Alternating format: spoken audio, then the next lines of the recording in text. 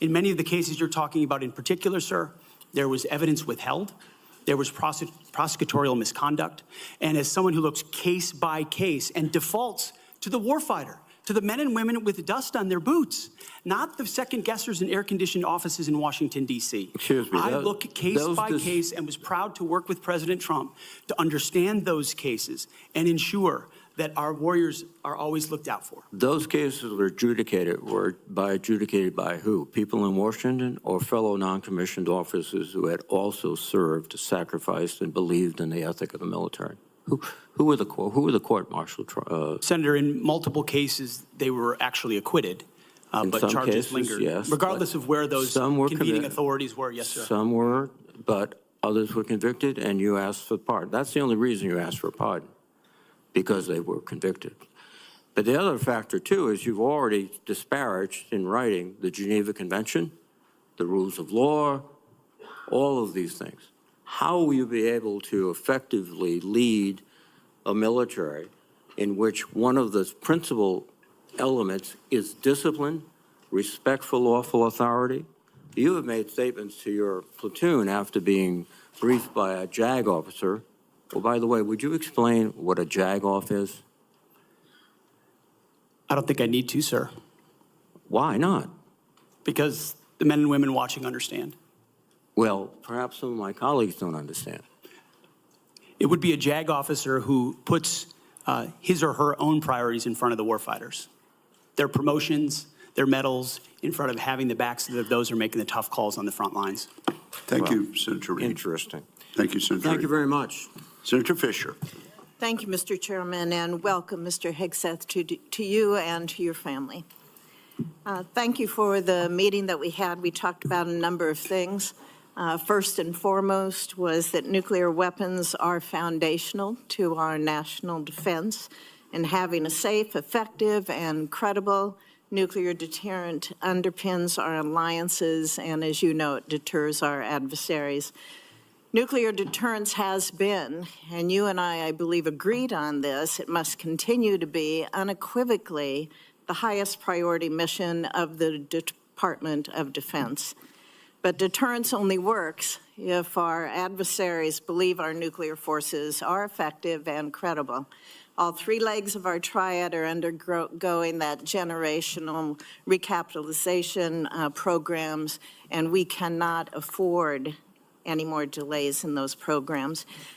Sir, do you believe and agree with President Trump's 2018 nuclear posture review that preventing adversary nuclear attacks is, quote, the highest priority of the United States?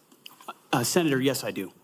If confirmed, will you commit to supporting all three legs of the nuclear triad and to using every tool available to deliver these systems on schedule?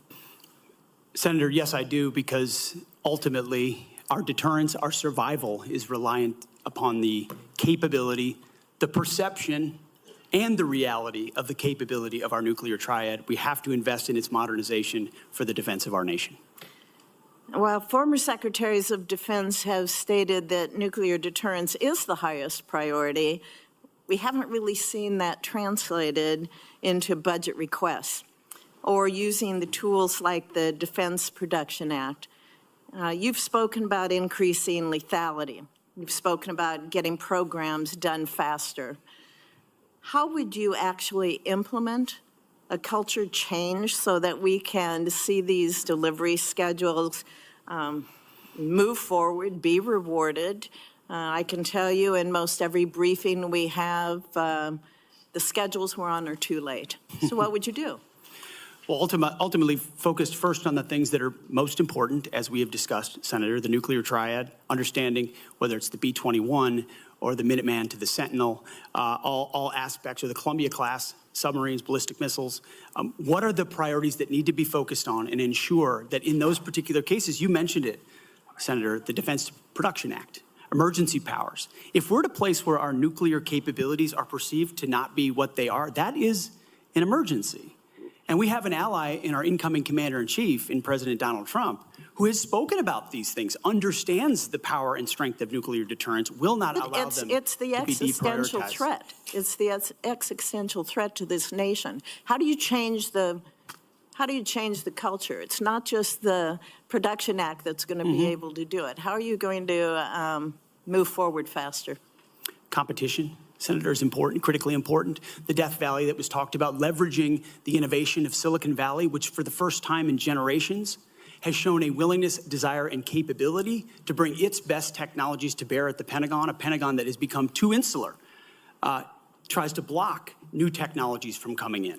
So we have to embrace that, there's some great Office of Strategic Capital, DIU initiatives that provide loans to companies to participate, because you have to invest in the defense industrial base for the longer term projects. We have the capability, the missiles and the munitions, but also to rapidly field emerging technologies that we need on the battlefield right now. So as we learn things, say in the war in Ukraine, those technologies, as we look at threats we're gonna face, find ways to rapidly field those using off-the-shelf technologies or standard designs, modular designs.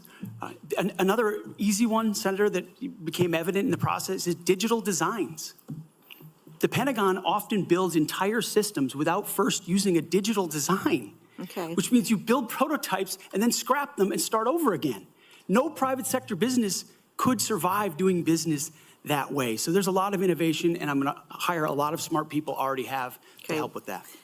In the 2025 NDAA, it was established to a new position, the Assistant Secretary of Defense for Nuclear Deterrence, Chemical and Biological Defense Policy and Programs. And that was established so we could cut through a lot of the bureaucratic stovepipes that we see in the office of the Secretary of Defense. If confirmed, will you direct the Department of Defense components to expeditiously implement this reform? It sounds, I would want to look directly at great. exactly what that reform is. It is I great. take your word that it's great, Senator. I will review it robustly, and I look forward to implementing it. Okay, thank you. During the first Trump administration, the 2018 Nuclear Posture Review concluded that the U.S. needed to once again develop and deploy a nuclear-armed sea-launched cruise missile known as SLCM to offset significant Russian and Chinese advantages in theater-range nuclear capabilities. Since then, Congress, on a strong bipartisan basis, has directed the Navy and the National Nuclear Security Administration to continue this effort. Do you support the SLCM program? As of right now, Senator, based on what I know, I do, but one of my answers I'll have repeatedly throughout this morning is getting an opportunity to look under the hood, classified material, get an understanding of true capabilities vis-a-vis enemy capabilities. Because what we know right now on the nuclear, Senator, what I know on the nuclear side is that Russia and China are rushing to modernize and build arsenals larger than ours. We need to match threats to capabilities, and the systems we elevate will be tied to whether those capabilities are needed based on the adversaries we face. Would you ensure that this program is executed according to law? Absolutely. Absolutely, Senator. What, short here, what is your plan to revitalize the industrial base in this country? Needs to be real short. Real short. Serious investment targeted at systems that we truly need by also incentivizing competition and laser focus from the OSD, from the Office of Secretary of Defense, to all the particular strategic initiatives to revive them so it's not just one system, it's multiple systems. You may want to expand on that on the record. At this point, my colleagues, I would ask unanimous consent to enter into the record a letter organized by a group called Flag Officers for America, which has 120 retired generals and admirals offering their support for Mr. Hegseth's nomination. I ask unanimous consent. Without objection, it is entered into the record. Senator Shaheen. Good morning, Mr. Hegseth. Good morning, Senator. I was pleased when I was contacted on your behalf about meeting before this hearing. I've been on this committee since 2011, and during that time, I voted to confirm 6 nominees to be Secretary of Defense from 3 administrations, 2 Democratic and 1 Republican, the first Trump administration. Every one of those nominees met with me and my Democratic colleagues on this committee before the hearing. So, as you can imagine, I was disappointed when no one ever followed up. When we followed up with your office, you were not able to meet. Do you understand that if you're confirmed to be Secretary of Defense, that you will have a responsibility to meet with all members of this committee, not just Republicans? Senator, I very much appreciate and understand the traditionally bipartisan nature of this committee. Their national defense is not partisan. It should not be about Republicans or Democrats. And so I look forward to working together with you and your colleagues on priorities facing this nation. Yes? I think we would expect that. And one reason that I wanted to meet with you was because I thought it would be really helpful to better understand your views on women in the military.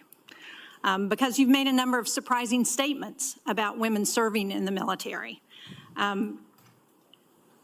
As recently as November the 7th of 2024 on the Sean Ryan Show, you said, and I quote, "I'm straight up saying that we should not have women in combat roles.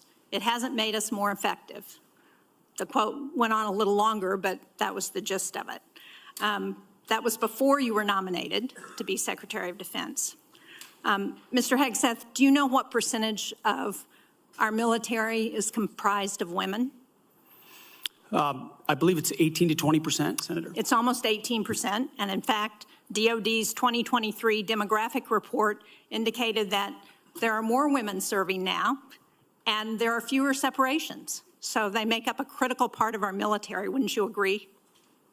Yes, ma'am. Women in our military, as I have said publicly, have and continue to make amazing contributions across all aspects of our battlefield. Well, you also write in your book, The War on Warriors, with the chapter, The Deadly Obsession with Women Warriors, that, quote, "Not only are women comparatively less effective than men in combat roles, but they are more likely to be objectified by the enemy and their own nation in the moral realms of war." Mr. Hegseth, should we take it to believe that you believe that the 2 women on this committee who have served honorably and with distinction made our military less effective and less capable? I'm incredibly grateful for the 2 women who've served our military in uniform and including in the Central Intelligence Agency, contributions on the battlefield, indispensable contributions. Senator, I would like to clarify, when I'm talking about that issue, it's not about the capabilities of men and women, it's about standards. And this committee has talked a lot about standards. Standards that we, unfortunately, over time, have seen eroded in certain duty positions, certain schools, certain places, which affects readiness, which is what I care about the most, readiness on the battlefield. I appreciate that. And so my comments point time and time again to standards. Your statements publicly have not been to that effect. After your nomination, you did state to a group of reporters that you, quote, "support all women serving in our military today who do a fantastic job across the globe, including combat." So what I'm confused about, Mr. Hegseth, is which is it? Why should women in our military, if you were the Secretary of Defense, believe that they would have a fair shot and an equal opportunity to rise through the ranks? If on the one hand, you say that women are not competent, they make our military less effective, and on the other hand, you say, oh no, now that I've been nominated to be the Secretary of Defense, I've changed my view on women in the military. What do you have to say to the almost 400,000 women who are serving today about your position on whether they should be capable to rise through the highest ranks of our military? Senator, I would say I would be honored to have the opportunity to serve alongside you, shoulder to shoulder, men and women, black, white, all backgrounds, with a shared purpose. Our differences are not what define us. Our unity and our shared purpose is what define us, and you will be treated fairly and with dignity, honor, and respect, just like every man and woman in uniform, just like the men and women that I've worked with in my veterans organizations, to include when I was a headquarters and headquarters company commander in the Minnesota National Guard. Well, I appreciate your 11th hour conversion, but Mr. Chairman, for the record, I would like to submit Chapter 5, The Deadly Obsession with Women Warriors, for the record. Mr. Hegseth, Without objection, it will be submitted. and are you accepted. familiar with the Women, Peace, and Security agenda at the Department of Defense? Yes, ma'am, I am. This is a law that was signed during President-elect Trump's first term. It was legislation that I sponsored with Republican Senator Capito of West Virginia. It was co-sponsored by Marco Rubio, the nominee to be the President-elect's Secretary of State. It was led in the House of Representatives by Kristi Noem, the President-elect's nominee to be the Secretary of Homeland Security. It mandates that women be included in all aspects of our national security, including conflict resolution and peace negotiations. And at the Department of Defense, it has been the law for 8 years under both the Trump and Biden administrations. The DoD has incorporated women throughout its decision-making as a result. Every single combatant commander across 2 administrations has told this committee that this law and its implementation at the Department of Defense provides them a strategic advantage operationally.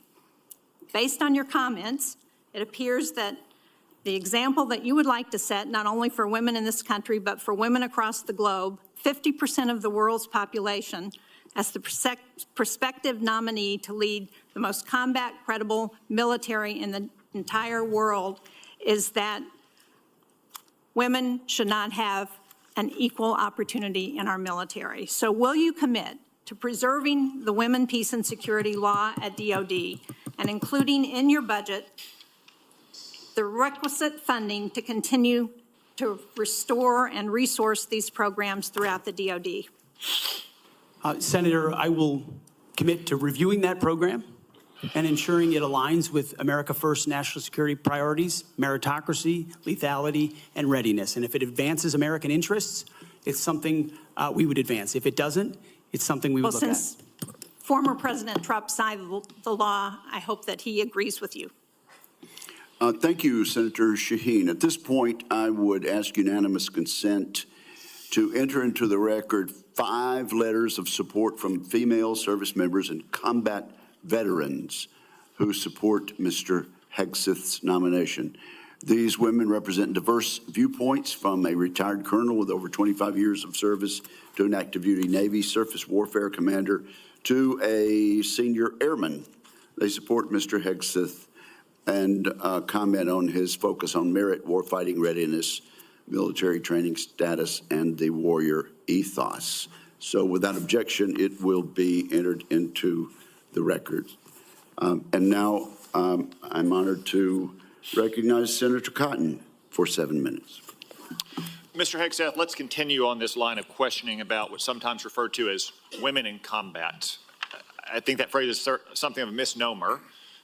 Many members of this committee have served in combat in the last 25 years, to include women and men. I'm sure all those men served with women, whether they were military police officers or they were pilots or whether they were intelligence analysts or medics or what have you. You served. I assume you served with women who were on the front lines as well. Is that correct? Yes, sir. And were those women anything other than skilled, brave, and honorable in their service? They were some of the best soldiers I worked with. So women have been serving in combat for a long time. Women have even been serving in combat units like infantry battalions for a long time in roles like medics or mechanics or what have you. So what we're talking about here specifically is women in ground combat roles in jobs like infantrymen or artillerymen or special forces. Until about 10 years ago, that wasn't the case. Under Secretary Panetta, those roles were opened up to women to serve in. Has President Trump indicated at all that he plans to rescind or alter that guidance? You're correct to point out, Senator, that these are the decisions that the Commander-in-Chief will have the prerogative to make. He has not indicated to me that he has plans to change whether or not women would have access to these roles. However, I would point out, ensuring that standards are equal and high is of importance to him and great importance to me. Because in those ground combat roles, what is true is that the weight of the ruck on your back doesn't change. The weight of the 155 round that you have to carry doesn't change. The weight of the 240 Bravo machine gun you might have to carry doesn't change. And so whether it's a man or a woman, they have to meet the same high standards. And Senator, in any place where those things have been eroded or in courses, criteria have been changed in order to meet quotas, racial quotas or gender quotas, that is putting a focus on something other than readiness, standards, meritocracy, and lethality. So that's the kind of review I'm talking about, not whether women have access to ground combat. Okay, so thank you. So you expect no change to that guidance, but as you point out, in these specific jobs, there are irreducible physical demands. We expect our intelligence analysts and our mechanics to be physically fit in the military, but it's different when you're in the infantry or the artillery. You just mentioned a few things. Let me point it out. An artillery shell weighs almost 100 pounds. An Abrams tank round weighs around 50 pounds. The M240 Bravo machine gun with its tripod weighs almost 50 pounds. The average weight of a full kit, ammo, water, commo, body armor for a soldier is over 100 pounds. Nothing you can do can change any of those things, right? That is physical reality. Go ahead. Yes, Senator. And I would say the requirements to handle those things in a ground combat unit, as far as standards, can look different than those of a medic or a drone pilot. And so it's not that it has to be the same standard throughout, it's standards to maximize efficacy of that particular position. Let me read a quote here from one Army officer. While it may be difficult for a 120-pound woman to lift or drag 250 pounds, the Army cannot artificially absolve women of that responsibility. It may still exist on the battlefield. The entire purpose of creating a gender-neutral test was to acknowledge the reality that each job has objective physical standards to which all soldiers should be held, regardless of gender. The intent was not to ensure that women and men will have an equal likelihood of meeting those standards. I assume, based on your testimony, you agree with that Army officer? Absolutely. The standards need to be the same, and they need to be high, and they need to be set by the people closest to the problem set, closest to the understanding of what is required by that job. Commanders, commanding officers, and COCOMs and elsewhere who understand the reality of what they face, that's the feedback we should get. That's what should be enshrined and enforced, and no other set of political prerogatives. When I talk about removing politics, ideological or political prerogatives should contribute to those determinations, nothing other than the execution of the mission. Thank you. For the record, that Army officer was Captain Kristen Griest, the Army's first female infantry officer and one of its first female Ranger School graduates. One final point, you said they need to be objective, gender neutral, and high. That's because the demands are, in fact, very high. The current physical fitness test for the Army has a minimum 2-mile run of 22 miles. Run. And I want the reporter to note that I'm putting run in air quotes, because 22 miles at 2 miles is not running. It may be jogging, it's probably walking fast. Let's move on. We've got a big, 22 minutes. We've got a big audience here. Many of them seem to be patriotic supporters of you, Mr. Hegseth. Some of them seem to be liberal critics of you. I would note that it's only the liberal critics that have disrupted this hearing. As was my custom during the Biden administration, I want to give you a chance to respond to what they said about you. I think the first one accused you of being a Christian Zionist. I'm not really sure why that is a bad thing. I'm a Christian. I'm a Zionist. Zionism is that the Jewish people deserve a homeland in the ancient Holy Land where they've lived since the dawn of history. Do you consider yourself a Christian Zionist? Senator, I'm a Christian, and I robustly support the state of Israel and its existential defense, and the way America comes alongside them is their great ally. Thank you. Because another protester, and I think this one was a member of Code Pink, which, by the way, is a Chinese Communist front group these days, said that you support Israel's war in Gaza. I support Israel's existential war in Gaza. I assume, like me and President Trump, you support that war as well, don't you? Senator, I do. I support Israel destroying and killing every last member of Hamas. And the third protester said something about 20 years of genocide. I assume that's our wars in Iraq and Afghanistan. Do you think our troops are committing genocide in Iraq and Afghanistan? Senator, I do not. I think our troops, as you know, as so many in this committee know, did the best they could with what they have. The outcomes, and tragically, the outcome we saw in Afghanistan under the Biden administration put a stain on that, but it doesn't put a stain on what those men and women did in uniform, as you know full well, Senator. Thank you, Mr. Hegseth. Thank you, Senator Cotton. At this point, I ask unanimous consent to offer to the record a letter submitted by Omar Abbasi, son of former City Council President of Samarra, Iraq, who worked with Mr. Hegseth in Iraq. Without objection, that will be entered. Senator Gillibrand. Thank you, Mr. Chairman. Thank you, Mr. Hegseth. I do want to thank you for your service, and I want to thank you for your willingness to serve in this capacity. Thank you, Senator. I have many concerns about your record, and particularly your public statements, because they are so hurtful to the men and women who are currently serving in the U.S. military, harmful to morale, harmful to good order and discipline. If you are saying that women shouldn't be serving in the military, and I'm going to read you your quotes, because the quotes themselves are terrible.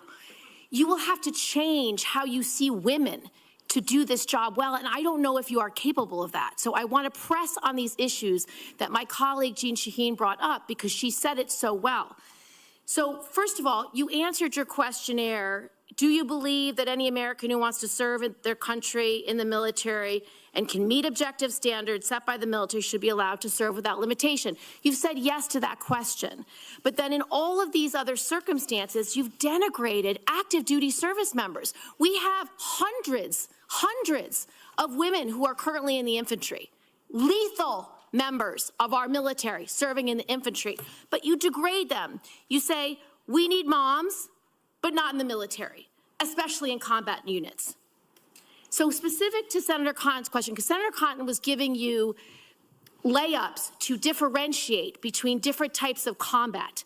And specifically, as Secretary, would you take any action to reinstitute the combat arms exclusion for female service members, knowing full well you have hundreds of women doing that job right now? And the standards, your 2 mile run, Tom, is about the Army Combat Fitness Test. It is not the requirements to have an MOS 11 Bravo, which is the infantry. These are the requirements today for people serving in the industry, men and women. They are gender neutral, and they are very difficult to meet. They have not been reduced in any way, and our combat units, our infantry is lethal. So please explain specifically, because you will be in charge of 3 million personnel. It is a big job. And when you make these public statements, and I get you were not Secretary of Defense then, I get you were on TV, I get you were helping veterans, I get it was a different job. But most recently, you said this in November of 2024, knowing full well you might have been named as Secretary of Defense. So please explain these types of statements, because they're brutal and they're mean and they disrespect men and women who are willing to die for this country. Well, Senator, I appreciate your comments, and I would point out I have never disparaged women serving in the military. I respect every single female service member that has put on the uniform, past and present. My critiques, Senator, recently and in the past, and from personal experience, have been instances where I've seen standards lowered, and you mentioned 11 Alpha, 11 Bravo, MOS, places in units, and the book that has been referenced multiple times here, The War on Warriors. I spent months talking to active duty service members, men and women, low ranks, high ranks, combat arms and not combat arms. And what each and every one of them told me, and which personal instances have shown me, is that in ways direct, indirect, overt, and subtle, standards have been changed inside infantry training units, ranger school, infantry battalions, to ensure that Give me one example. Please give me an example. I get you're making these generalized statements. Commanders meet quotas to have a certain number of female infantry officers or infantry enlisted, and that disparages those women who are incredibly capable of meeting that standard. Commanders do not have to have a quota for women in the infantry. That does not exist. It does not exist. And your statements are creating the impression that these exist, because they do not. There are not quotas. We want the most lethal force. But I'm telling you, having been here for 15 years, listening to testimony about men and women in combat and the type of operations that were successful in Afghanistan and in Iraq, women were essential for many of those units. When Ranger units went in to find where the terrorists hiding in Afghanistan or in Iraq, if they had a woman in the unit, they they could go in, talk to the women in a village, say, where are the terrorists hiding? Where are the weapons hiding? And get crucial information to make sure that we can win that battle. So just, you cannot denigrate women in general, and your statements do that. We don't want women in the military, especially in combat.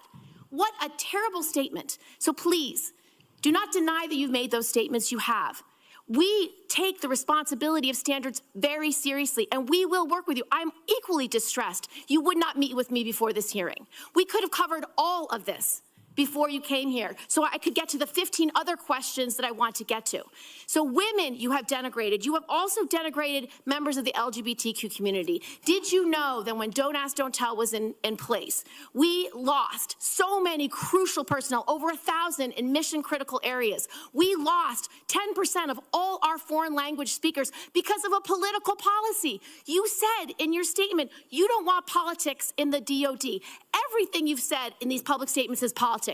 I don't want women. I don't want moms. What's wrong with a mom, by the way? Once you have babies, you therefore are no longer able to be lethal. I mean, you're basically saying women after they have children can't ever serve in the military in a combat role. It's a silly thing to say. It's a silly thing to say, beneath the position that you are aspiring to. To denigrate LGBTQ service members is a mistake. If you are a sharpshooter, you're as lethal regardless of what your gender identity is, regardless of who you love. So please know this to be a true statement.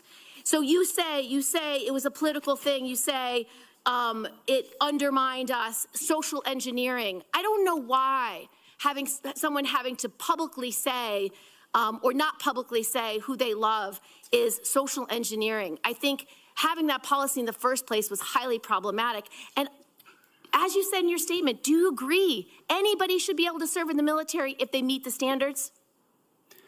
Senator, as the president has stated, I don't disagree with the overturn of Don't Ask, Don't Tell.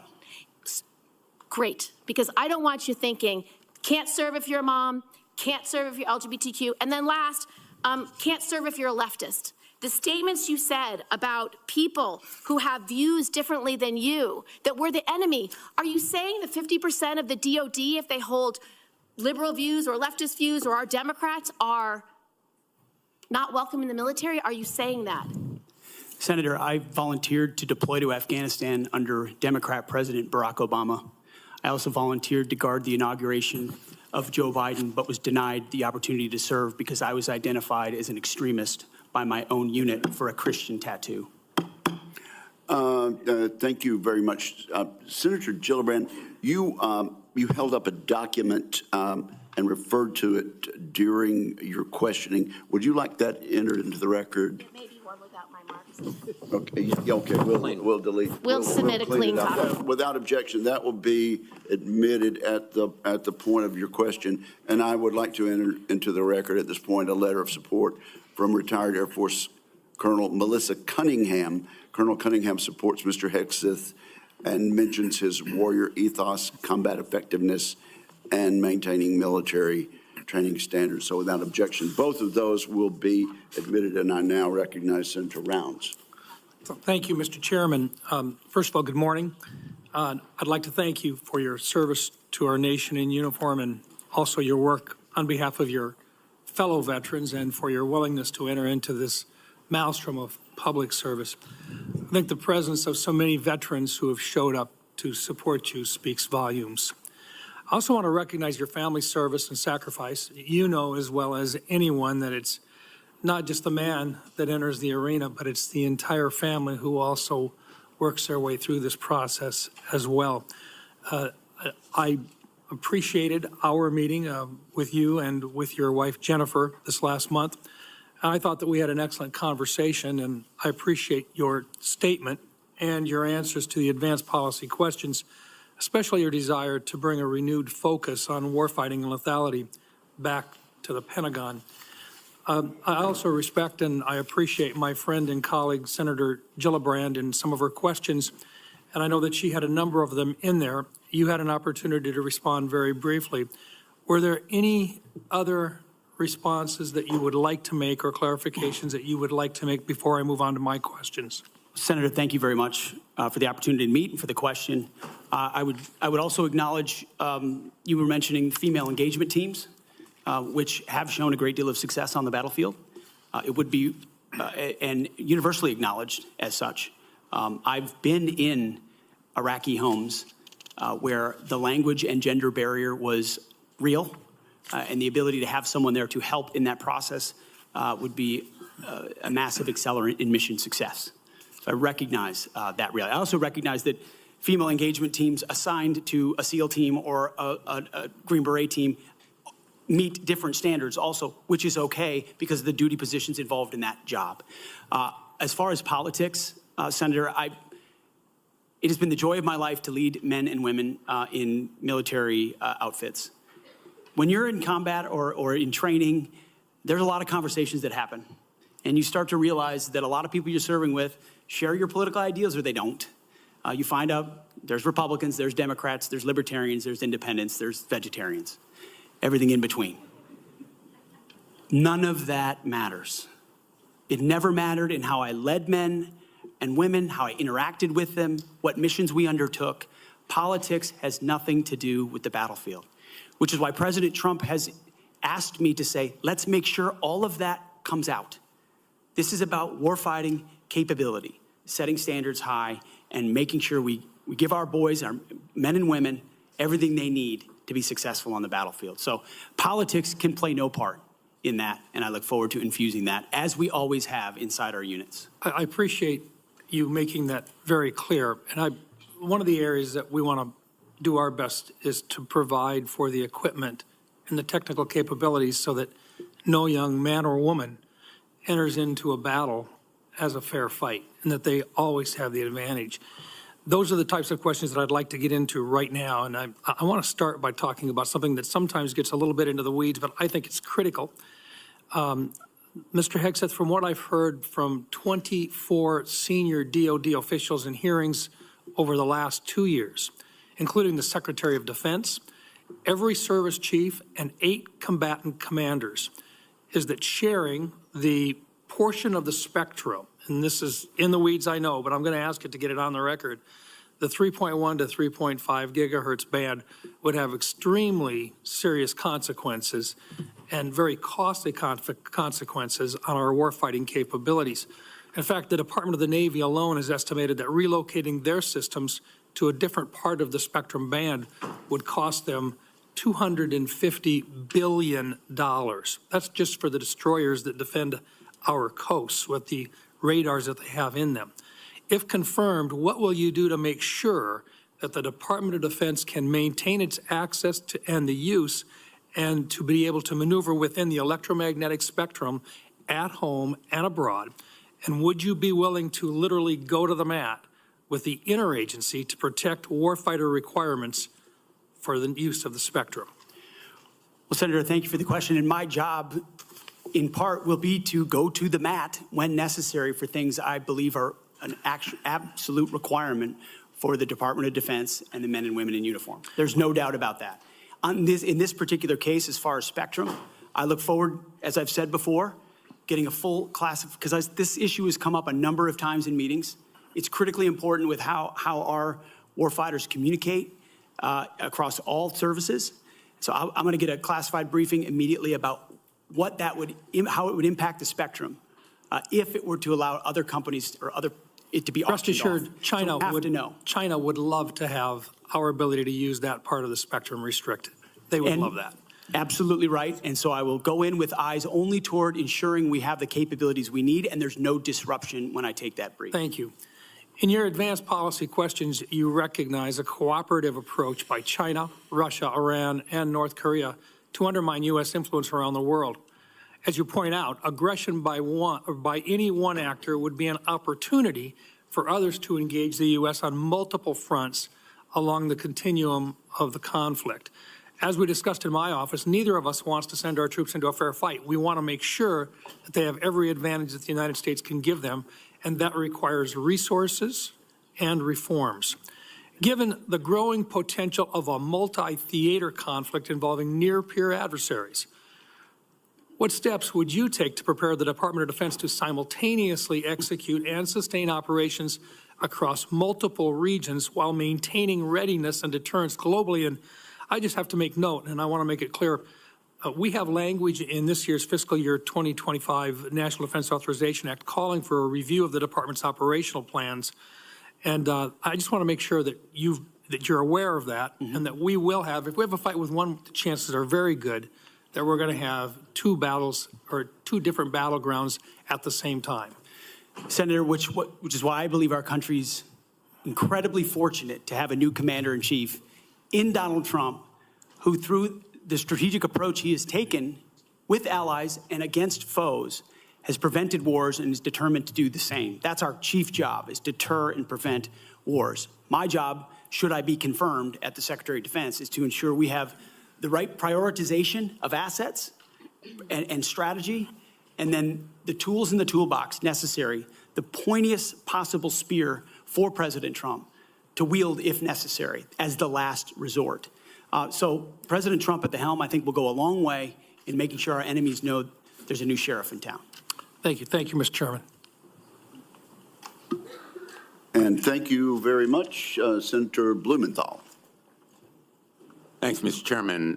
Thank you for having this hearing. Thank you for being here, Mr. Hegseth. And I want to join in expressing appreciation and respect for your service to our country. And thanks to all the veterans who are here today. And thank you for your service as the ranking member of the Veterans Affairs Committee. I hope we can focus on doing better for our veterans and doing better in management of the Department of Defense. There's always room for improvement.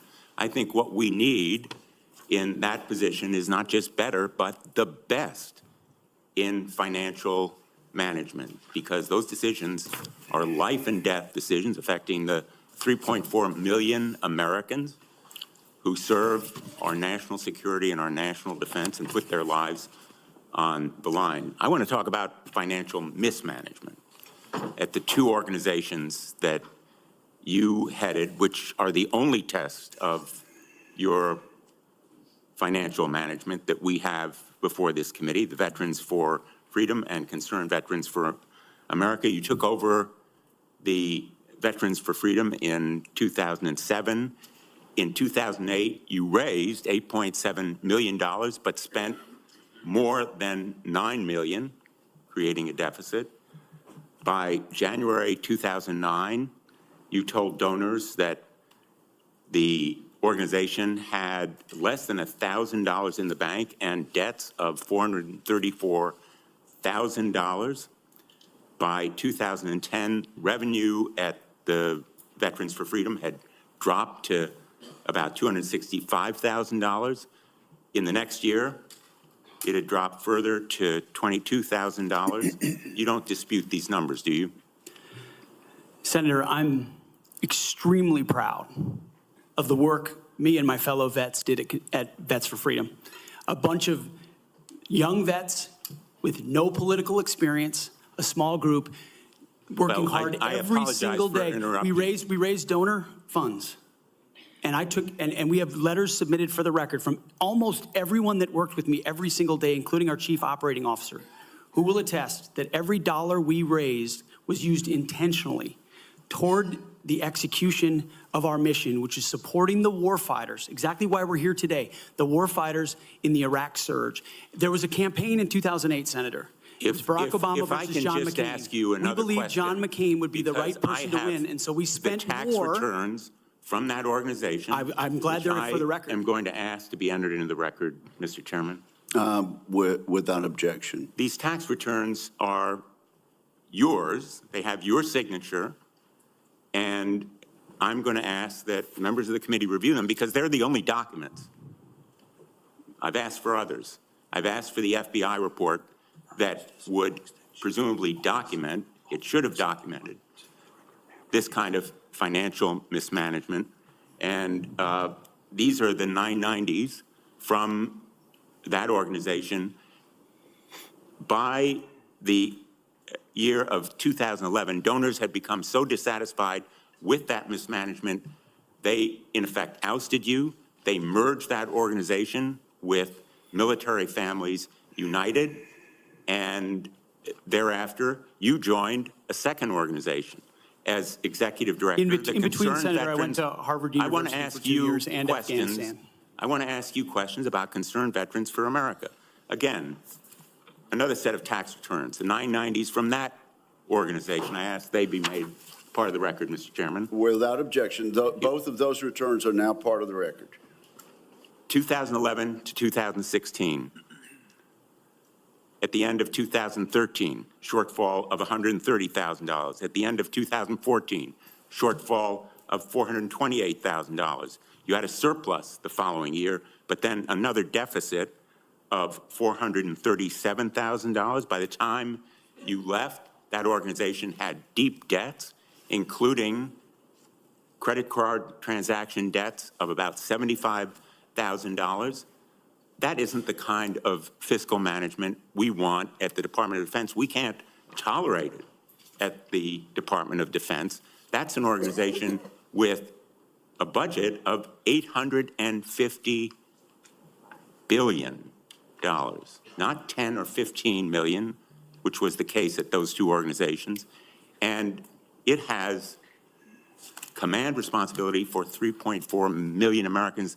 The highest number that you managed in those two organizations was maybe 50 people. Let me ask you, how many men and women now serve in the United States Army? What is Sen's strength? Senator, I would like an opportunity to respond to Well, the I've asked you a impugning question. of my leadership of a veterans organization. Concerned Veterans for America, you're on the VA committee, sir, and I appreciate your service there. The VA Accountability Act and the Mission Act were all brainchilds of Concerned Veterans for America. We used our donor money very intentionally and focused to create policy that bettered the lives of veterans. Mr. Hegseth, I'm asking you a very simple question. How many men and women currently serve in the United States Army? Senator, the United States Army, 450,000 on active duty, sir. And how many in the Navy? And the Navy is 425, sir. Well, it's 337 this year. How many in the Marine Corps? 175,000, sir. 172,300. Those numbers dwarf any experience you had by many multiples. I don't believe that you can tell this committee or the people of America that you are qualified to lead them. I would support you as the spokesperson for the Pentagon. I don't dispute your communication skills, but I believe that we are entitled to the facts here. I've asked for more documents.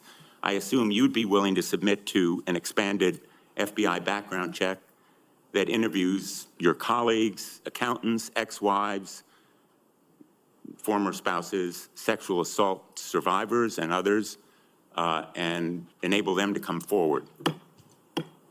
Senator, I'm not in charge of FBI background checks. But you would submit to it and support it. I'm not in charge of FBI background checks. Thank you, Senator Blumenthal. I at this point, want to submit a letter from Captain Wade Zirkle, the founder of Vets for Freedom and the person who hired Pete Hegseth to run the organization. Although the 2008 financial crisis dried up fundraising for nonprofits, Captain Zirkle says, and I quote, "Pete responded to this crisis with decisive action by reducing staff and renegotiating all debts with creditors until they were fairly resolved, an impressive feat and a testament to Pete's character." Pete departed VFF in 2010 to take on a new role with Concerned Veterans for America. Pete departed on good terms. Without objection, that will be added to the record. Senator Ernst, you're recognized for 7 minutes. Thank you, Mr. Chair, and I ask unanimous consent to enter into the record a letter submitted by Mr. Mark Lucas, who is a fellow Iowan and Iowa Army National Guard member. Mr. Lucas and I served together in the Iowa Army National Guard. He succeeded Pete Hegseth as Executive Director of Concerned Veterans for America. And in his letter, Mr. Lucas says that Mr. Hegseth, quote, laid a strong foundation that postured CVA for long-term success, end quote. And that Mr. Hegseth, quote, continued to be an invaluable asset to both me as a leader and the organization, end quote. So I would ask for unanimous consent to enter this Washington Times article and the letter from Mr. Mark Lucas into the record. Without objection. Okay, thank you, Mr. Chair. Good morning, Mr. Hegseth, and thank you very much. I appreciate your service to our nation. It's something that I know you are very proud of, and it is something that we have in common and that we share. You and I have had many productive conversations. And just for our audience, we have had very frank conversations. Is that correct, Mr. Hegseth? Senator, that is a correct characterization. You know that I don't keep anything hidden, pull no punches. My colleagues know that as well. So I do appreciate you sitting down and allowing me the opportunity to question you thoroughly on those issues that are of great importance to me. Just to recap those issues, three that are very important. One is the DOD and making sure that we have a clean audit. The second is women in combat, and we'll talk a little bit more about that in a moment. And the third was maintaining high standards and making sure that we are combating sexual assault in the military. Okay, so Mr. Hegseth, I'm going to address the issue because this will tie into some of the financial concerns that have been raised here as well. And it's why, you know, I, trusting my fellow Iowan, asked for unanimous consent of his letter to go into the record. But like me, a lot of Iowans are really, really concerned and upset about the wasteful Washington spending and of course, in our Pentagon. It's an issue that I have been combating for years. So there's significant room for greater efficiency and cost cutting within the department. And the DOD is the only federal agency that has never passed an audit. As the Senate DOJ caucus chair and founder, that's unacceptable to me, and it should be unacceptable to you as well. So I appreciate that you mentioned that in your opening statement. What are those steps that you will take to ensuring the Pentagon has a clean audit by the year 2028? Senator, I appreciate your work on this topic, which you've been involved in for a long time. You mentioned Concerned Veterans for America. I just want to clarify. We have very generous donors who set a very clear budget that we stuck to every single year. So the latitude there was restricted, and we worked very hard and diligently inside it.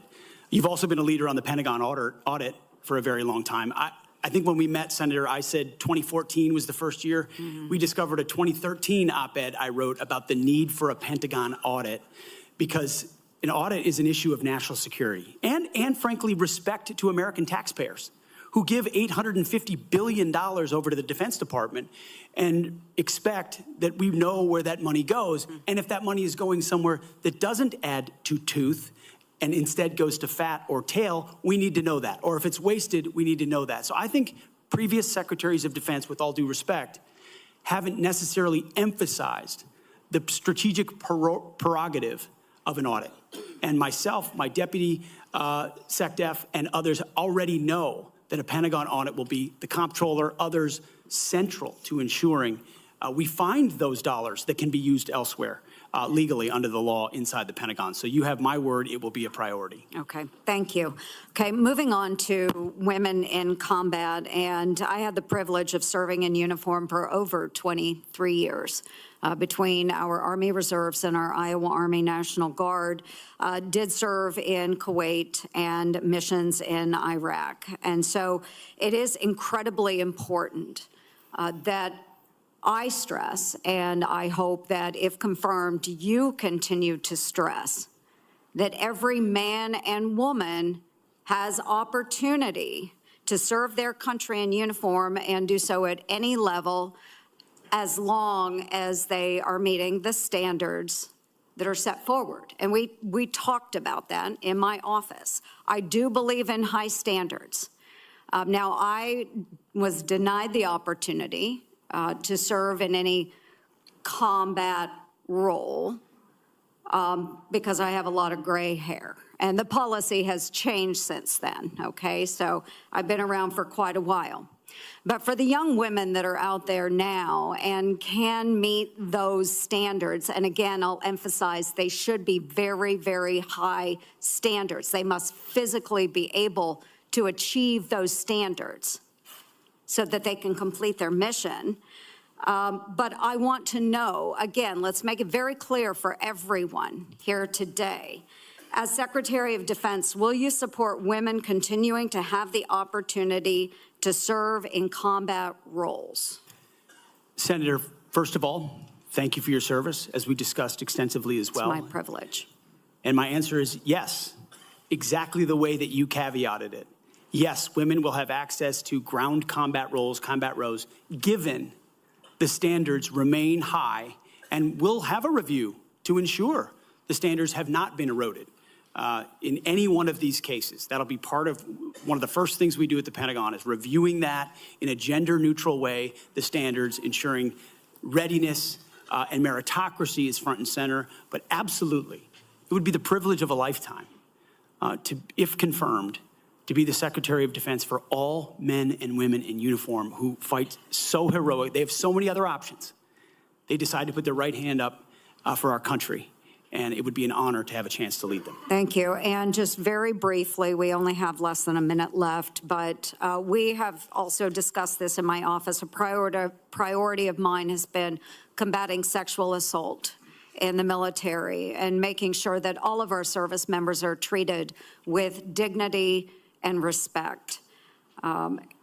This has been so important. Senator Gillibrand and I have worked on this, and we were able to get changes made to the Uniform Code of Military Justice to make sure that we have improvements and on how we address the tragic and life-altering issues of rape, sexual assault.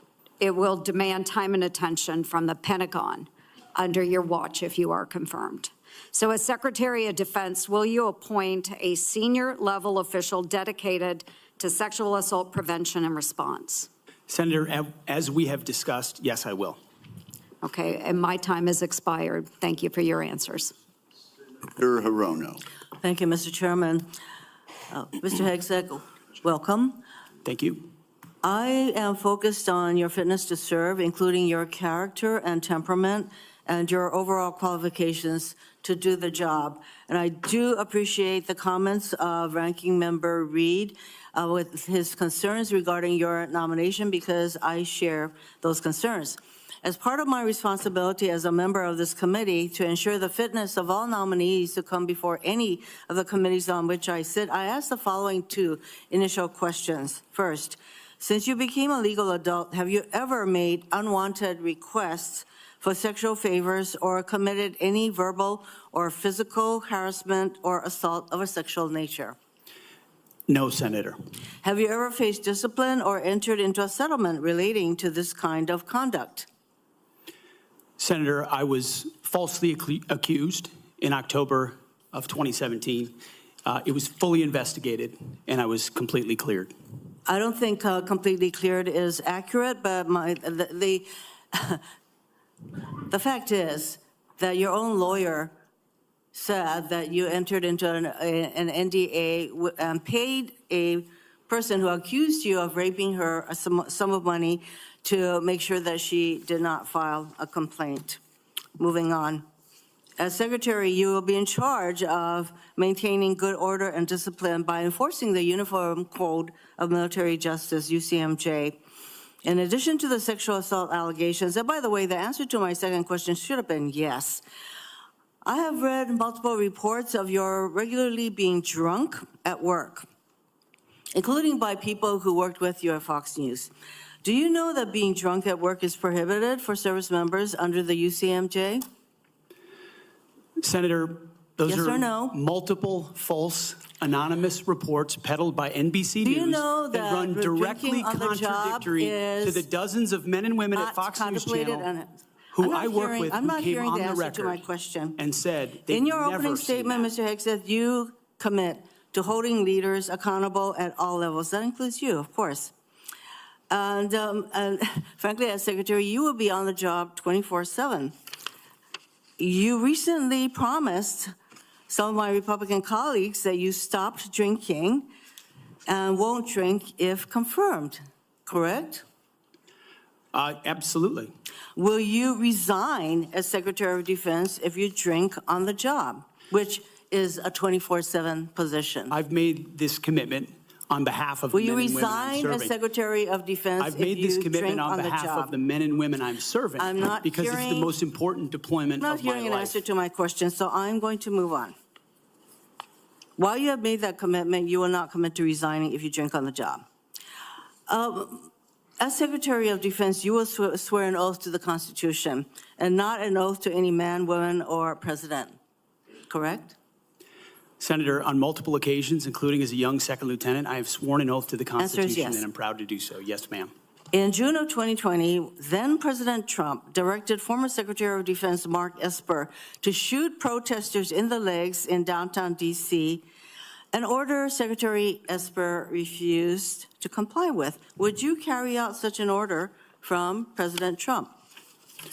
Senator, I was in the Washington, D.C. National Guard unit that was in Lafayette Square during those Would you events, carry holding out a an riot order to shield on shoot behalf of my protesters country. in the legs? I saw 50 as Secret directed Service agents to get injured Secretary by Esper? rioters trying to jump over the fence, set Again, the church on fire, and destroy You know a what, that statue. sounds to me that you will Chaos. comply with such an order. You will shoot protesters in the leg. Moving on. President-elect has attacked our allies in recent weeks, refusing to rule out using military force to take over Greenland and the Panama Canal, and threatening to make Canada the 51st state. Would you carry out an order from President Trump to seize Greenland, a territory of our NATO ally Denmark, by force, or would you comply with an order to take over the Panama Canal? Senator, I will emphasize that President Trump received 77 million votes to be the lawful We're commander-in-chief not of talking this about country. the election. My question is, would you use our military to take over Greenland or an ally of Denmark? Senator, one of the things that President Trump is so good at is never strategically tipping his hand. And so I would never in this public forum give one way or another direct what orders the president would give me in any context. That sounds to me that you would contemplate carrying out such an order to basically invade Greenland and take over the Panama Canal. Current DoD policy allows service members and eligible dependents to be reimbursed for travel associated with non-covered reproductive health care, including abortions. Will you maintain this common sense policy? Senator, I've always been personally pro-life. I know President Trump has as well, and we will review all policies. But our standard is whatever the president wants on this particular Okay, issue. so With my advice, I will take a if look the at. president But tells you that this I don't common believe sense the federal- policy will I- not be maintained, you will not enable our service members to seek reproductive care. So it I sounds don't like to believe the me. federal government I'm not should be hearing funding answers to my questions, travel for Mr. abortion. Chairman. I just want to note that the other area that is of serious concern to me is President Trump saying that he wants to use the military to help with mass deportations, which will cost billions of dollars. And what that will do to readiness is very, very concerning. Mr. Hegseth, I have noticed a disturbing pattern. You previously have made a series of inflammatory statements about women in combat, LGBTQ service members, Muslim Americans, and Democrats. Since your nominations, however, you have walked those back on TV in interviews and most recently in your opening statements. You are no longer on Fox and Friends, Mr. Hegseth. If confirmed, your words, actions, and decisions will have real impacts on national security and our service members' lives. There are close to 3 million personnel in the Department of Defense. $900 billion budget, I hardly think you are prepared to do the job. Thank you, Mr. Chairman. Thank you. That wasn't a question, Mr. Hegseth. Thank you, Senator Rono. Senator Sullivan. Thank you, Mr. Chairman and Mr. Hegseth. Congratulations on your nomination, and thank you and your family for your service and sacrifice. Thank you, Senator. Now for the most important question you will receive all day. In 1935, before the Congress, the father of the United States Air Force, General Billy Mitchell, was testifying about a certain place in the world. He said, quote, "I believe that in the future, whoever holds this place will control the world. This location is the most strategic place in the world." What place was Billy Mitchell talking about? And let me give you a hint, it wasn't Greenland. I believe he was talking about the great state of Alaska. He was talking about the great state of Alaska. Great answer. If confirmed, will you commit to come with me to the great state of Alaska and meet our warriors who are on the front lines every day? Senator, I have, and as I mentioned to you in the past, I did a brief training exercise up at Fort Wainwright at a previous part of my military life. I look forward to returning. Great. And I will say, we are on the front lines with this new era of authoritarian aggression in Alaska. The last 2 years, we've had Chinese and Russian naval task forces, joint strategic bomber task forces in our EEZ, in our ADIZ. And after his election, President Trump put out an extensive statement on Alaska, which included the following statement: "We will ensure Alaska gets even more defense investments as we fully rebuild our military, especially as Russia and China are making menacing moves in the Pacific." Mr. Hegseth, if confirmed, will you work with me, this committee, and the incoming Commander-in-Chief on continuing to build up our military assets and infrastructure in Alaska to reestablish deterrence in the Arctic and in the Indo-Pacific? If confirmed, Senator, it would be a pleasure to work alongside you and this entire committee to recognize the very real threat in the Indo-Pacific, the very real ways, even these past couple of weeks, that Russia has attempted to probe and push in and around Alaska, and also the very real strategic significance of Alaska vis-a-vis shipping lanes through the Arctic.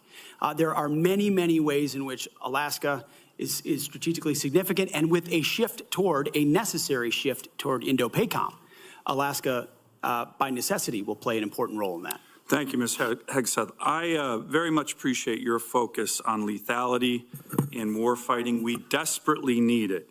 I want to provide a few examples of the Biden woke military, which is not focused on readiness or lethality, and want to get your comments on it. Nobody wants an extremist or racist in our military, but one of the most disgraceful and shameful things I've seen over the past 4 years as a senator on this committee and as a Marine Corps Reserve officer was on day one, the Biden administration played up a false and insulting narrative that our military was chock full of racist and violent extremists. This reached a pinnacle in this committee when Biden's Undersecretary of Policy, Colin Kahl, the #3 guy at the Pentagon, testified that one of his top goals would be to, quote, "ending violent extremism and systemic racism within the ranks of the military." He had no data on this. The media loved it, fanned the flames, wrote baloney stories on this false narrative. Disappointingly, some of my colleagues on the other side of the aisle here reinforced this ridiculous narrative, one even suggesting that almost 10% of our uniformed military was extremists, 200,000 members. Ridiculous, by the way, from this committee on the other side of the aisle. Mr. Hegseth, unlike Undersecretary Kahl, you have a lot of experience with our military. Do you believe the military is a systemically racist organization? And if confirmed, will you commit to defend, not denigrate, our troops? Senator, I was also offended by those comments because anyone who's been on active duty in the National Guard, man, woman, in units, understand that is fundamentally false. By the way, there's 3 studies, to his credit, Secretary Austin put out one of them, that said exactly what you just said. Fundamentally false. Senator, they knew it. Anyone who'd been in a unit knew it. One could argue that if not the least, one of the least racist institutions in our country is the United States military. That's Being right. a racist in our military has not been tolerated for a very long time. One of the Never in my greatest civil formations, rights never in other organizations in formations. America. Would you agree the U.S. military is one of the most forward-leaning, probably one of the greatest civil rights organizations in American history? No doubt. No Let me doubt, turn to another one. Last year at a hearing before this committee, I called on the Biden Secretary of the Navy to resign because he's failing in his ability to build ships. We are being completely outbuilt in terms of ships by the Chinese, and yet this Secretary of the Navy has been focused on climate change, not building ships in lethality. Mr. Hegseth, if your Secretary of the Navy ends up focusing on climate change more than shipbuilding and lethality, will you commit to me to fire him? My Secretary of the Navy, should I be confirmed, sir, will not be focused on climate change in the Navy, just like the Secretary of the Air Force won't be focused on LG-powered fighter jets, or the Secretary of the Army will not be focused on electric-powered tanks. Let me ask, We're going to be focused on lethality and defeating our enemy. And I appreciate that. The other thing President Biden did, his first executive order as president, was to focus on transgender surgeries for active duty troops. This is all, I'm describing the woke military here under Biden over the last 4 years. If confirmed and you issue an order saying we are going to rip the Biden woke yoke off the neck of our military and focus on lethality and warfighting, how do you think the troops will react? Senator, I know the troops will rejoice. They will love it. They will love it. And we've already seen it in recruiting numbers. There's already been a surge since President Trump won the election of recruiting. The Army says And do you think our military will follow that order? Our military will follow that order, Senator. Gladly, because they want to focus on lethality and warfighting and get all the woke, political prerogative, politically correct, social justice, political stuff out of the military. Thank you, Senator Sullivan. Thank you, Senator Mr. Kane. Thank you, Mr. Hegseth. I'm looking forward to this opportunity to talk. I want to return to the incident that you referenced a minute ago that occurred in Monterey, California in October 2017. At that time, you were still married to your second wife, correct? I believe so. And you had just fathered a child by a woman who would later become your third wife, correct? Senator, I was falsely charged, fully investigated, and completely cleared. So you think you were completely cleared because you committed no crime. That's your definition of cleared? You had just fathered a child 2 months before by a woman that was not your wife. I am shocked that you would stand here and say you're completely cleared. Can you so casually cheat on a second wife and cheat on the mother of a child that had been born 2 months before, and you tell us you are completely cleared? How is that a complete clear? Senator, her child's name is Gwendolyn Hope Hegseth, and she's a child of God, and she's 7 years old. And she was, and here. you cheated on the mother of that child less than 2 months after that daughter was born, didn't you? Those were false charges. Well, It was fully investigated, and I was completely cleared. And I am so grateful for the marriage I have to this amazing woman behind me. You've admitted that you had sex at that hotel in October 2017. You said it was consensual, isn't that correct? Anything, You've admitted that it was consensual, and you were still married, and you just had a child by another woman. again, How do you explain your completely judgment? false charges against me, You fully investigated, and I was completely cleared. You have admitted that you had sex while you were married to wife 2 after you just had fathered a child by wife 3. You've admitted that. Now, if it had been a sexual assault, that would be disqualifying to be Secretary of Defense, wouldn't it? It was a false claim then and a false claim now. If it had been a sexual assault, that would be disqualifying to be Secretary of Defense, wouldn't it? That was a false claim. So Just you talking can't, about a hypothetical. so you can't tell me whether someone who has committed a sexual assault is disqualified from being Secretary of Defense? Senator, I know in my instance, and I'm talking about my instance only, it was a false claim. But you acknowledge, And it was but fully you acknowledge investigated. that you cheated on your wife and that you cheated on the woman by whom you had just fathered a child. You have admitted that. I will allow your words to speak for themselves. You're not retracting that today. That's good. I assume that in each of your weddings, you've pledged to be faithful to your wife. You've taken an oath to do that, haven't you? Senator, as I've acknowledged to everyone in this committee, not a perfect person, not claiming to be. But no, I just asked a simple question. You've taken an oath like you would take an oath to be Secretary of Defense in all of your weddings to be faithful to your wife. Is that correct?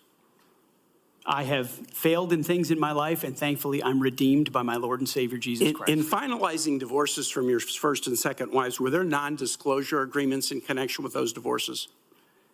Senator, not that I'm aware of. If there were, would you agree to release those first and second wives from any confidentiality agreement? Senator, it's not something I'm aware of. But if there were, you would agree to release them from a confidentiality agreement? Senator, that's not my responsibility. Did you ever engage in any acts of physical violence against any of your wives? Senator, absolutely not. But you would agree with me that if someone had committed physical violence against a spouse, that would be disqualifying to serve as Secretary of Defense, correct? Senator, absolutely not have I ever done that. You would agree that that would be a disqualifying offense, would you not? Senator, you're talking about a hypothetical. I don't think it's a hypothetical. Violence against spouses occurs every day. And if you as a leader are not capable of saying that physical violence against a spouse should be a disqualifying fact for being secretary of the most powerful nation in the world, you're demonstrating an astonishing lack of judgment. The incident in Monterey led to a criminal charge, a criminal investigation, a private settlement, and a cash payment to the woman who filed the complaint. And there was also a non-disclosure agreement, correct? It was a confidential settlement agreement off of a nuisance lawsuit. Right. During an interview, you claimed that you settled the matter because you were worried that if it became public, it might hurt your career. Do you maintain that you were blackmailed? Senator, I maintain that false claims were made against me. And ultimately, your attorney those used false the claims, phrase, I have the opportunity to attest my innocence in those false claims. But you didn't reveal any of this to President Trump or the transition team as they were considering you to be nominated for Secretary of Defense. You didn't reveal the action. You didn't reveal the criminal complaint. You didn't reveal the criminal investigation. You didn't reveal the settlement. You didn't reveal the cash payment. Why didn't you inform the commander-in-chief and the transition team of this very relevant event? Senator, I've appreciated every part of the process with the transition team. They have been open and honest with me. We've had great conversations between the two of us, and I appreciate the opportunity that President-elect Trump has given me. You chose not to reveal this, right? Because you knew it would hurt your chances. So you chose not to reveal this really important thing to the commander-in-chief and the transition team because you were worried about your chances rather than trying to be candid with the future president of the United States. Are there any other important facts that you chose not to reveal to the president-elect and his team as they were considering you to be Secretary of Defense? Senator, I sit here before you in open book, as everyone who's watched this process. With multiple non-disclosure and confidentiality agreements tying the hands of many people who would like to comment to us. Much has been made of your workplace behavior as a leader of nonprofit veterans organizations and as a Fox News contributor.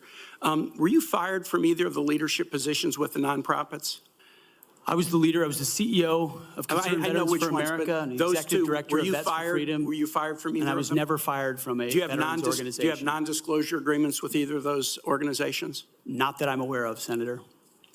Many of your work colleagues have said that you show up for work under the influence of alcohol or drunk. I know you've denied that, but you would agree with me, right, that if that was the case, that would be disqualifying for somebody to be Secretary of Defense. Senator, those are all anonymous false claims, and the totality they're not anonymous. The letters on the record here. They're not anonymous. On the record, people we've seen records with names Vets attached for Freedom, to them. Concerned Vets for America, and Fox News attributing to me working hard every day on behalf. One of your colleagues said that you got drunk at an event at a bar and chanted, "Kill all Muslims." Another colleague, not anonymous, we have this, said that you took coworkers to a strip club. You were drunk, you tried to dance with strippers, you had to be held off the stage, and one of your employees in that event filed a sexual harassment charge as a result of it. Now, I know you denied these things, but isn't that the kind of behavior that, if true, would be disqualifying for somebody to be Secretary of Defense? Senator, anonymous false charges. They're not anonymous. And I'll just conclude and say this to the chairman. You claim that this was all anonymous. We have seen records with names attached to all of these, including the name of your own mother. So don't make this into some anonymous press thing. We have seen multiple names of colleagues consistently throughout your career that have talked about your abusive actions, Chairman, I think attitudes, he's words, over and his time. statements He's to way women. over his time. I now yield. And thank you very much. I now ask unanimous consent to enter into the record a family court order concerning the appointment of parenting time between Mr. Hegseth and Mrs. Samantha Hegseth. It states that there were no claims of domestic abuse or probable evidence of abuse in the relationship. Without objection, that will be added to the record. And we now move to Senator Kramer. Thank you, Mr. Chairman. Thank you, Mr. Hegseth, for your service, for your willingness to endure this. And I'm sorry for what has been happening to you, particularly the very idea that you should have to sit there and answer hypothetical potential, in somebody's imagination, crimes that may take place at some point. And wouldn't that disqualify you if you were a murderer or if you were a rapist? Unfair. And I'm embarrassed for this behavior. But first, I want to say thank you for your strong proclamation, unapologetic proclamation of faith in Jesus Christ. I sat here and listened to your opening statement and thought, wow, this is a guy who in today's culture is willing to stand up and say the first thing is first, faith in Jesus Christ. And I was reminded of what Christ said in Matthew, seek ye first the kingdom of God and his righteousness, and these things shall be added unto you. You are going to have a great future as our secretary, and I look forward to that day happening. I also want to get back to, you mentioned, and it got rather dismissed quickly, pivoted, as a lot of things do.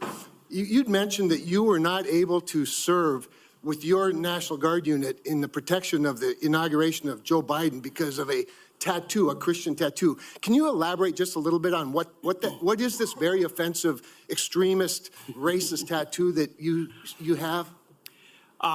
It's a tattoo I have right here, Senator. It's called the Jerusalem Cross. It's a historic Christian symbol. In fact, interestingly, recently I attended briefly the memorial ceremony of former President Jimmy Carter on the floor of our National Cathedral. On the front page of his program was the very same Jerusalem Cross. It is a Christian religious symbol. And when the events happened before preceding the Biden inauguration, I was a part of the mobilization to defend that inauguration as someone who'd been a proud supporter of Donald Trump, but also a member of the military, had orders to come to Washington, D.C. to guard that inauguration. And at the last minute, those orders were revoked. I'd never had orders revoked before. I'd been on orders to a lot of places to do a lot of difficult and dangerous things. They were revoked, and I was not told why. Later, when I wrote my book, I was able to get information. It was because I had been identified. Someone who'd served in Iraq, in Afghanistan, in Guantanamo Bay, holding a riot shield outside the White House.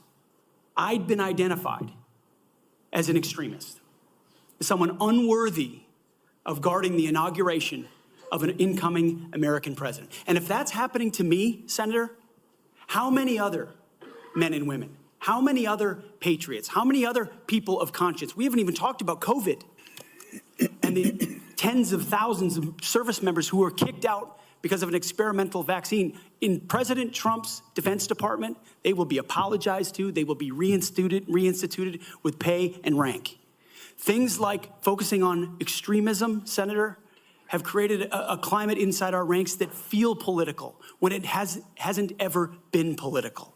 Those are the types of things that are going to change. And Senator Sullivan, you mentioned that study. After a whole study was held, extremism working group study, 100 extremists were identified in the ranks of 3 million. And most of those were gang-related. So it was a made-up boogeyman to begin with. You, Mr. Hegseth, are not the extremist. The people who would deny you your expression of faith are the extremists. They're the racists. They're the bigots. You're the one that is protecting their right to be one. Thank you for that. I want to go to another point in your opening statement, and it's summarized in this beautiful one-sentence paragraph. You said, quote, leaders at all levels will be held accountable, and warfighting and lethality and the readiness of the troops and their families will be our only focus. At that moment, in my mind's eye, I heard soldiers, airmen, Marines, sailors, guardians from the Pentagon to the Pacific and everywhere in between applaud. Applaud. And they're thinking, it's about time. I can get on board with that idea. And quite honestly, and I want to get to this because I think it's so important. I would say, I don't know, just about maybe everyone, I'm trying to think of an exception to this, that wears the uniform that has ever come before this committee or that I've met with privately, publicly, that I've been on tours with, that I've traveled with, that wear the uniform, whether it's with 4 stars or no stars, agrees with that statement. And I just want to caution you, and I'd be interested in your feedback on this. You know, there's been a lot of talk about firing woke generals, creating the purge group, and all those things you and I have talked about. I would say give those men and women a chance under new leadership.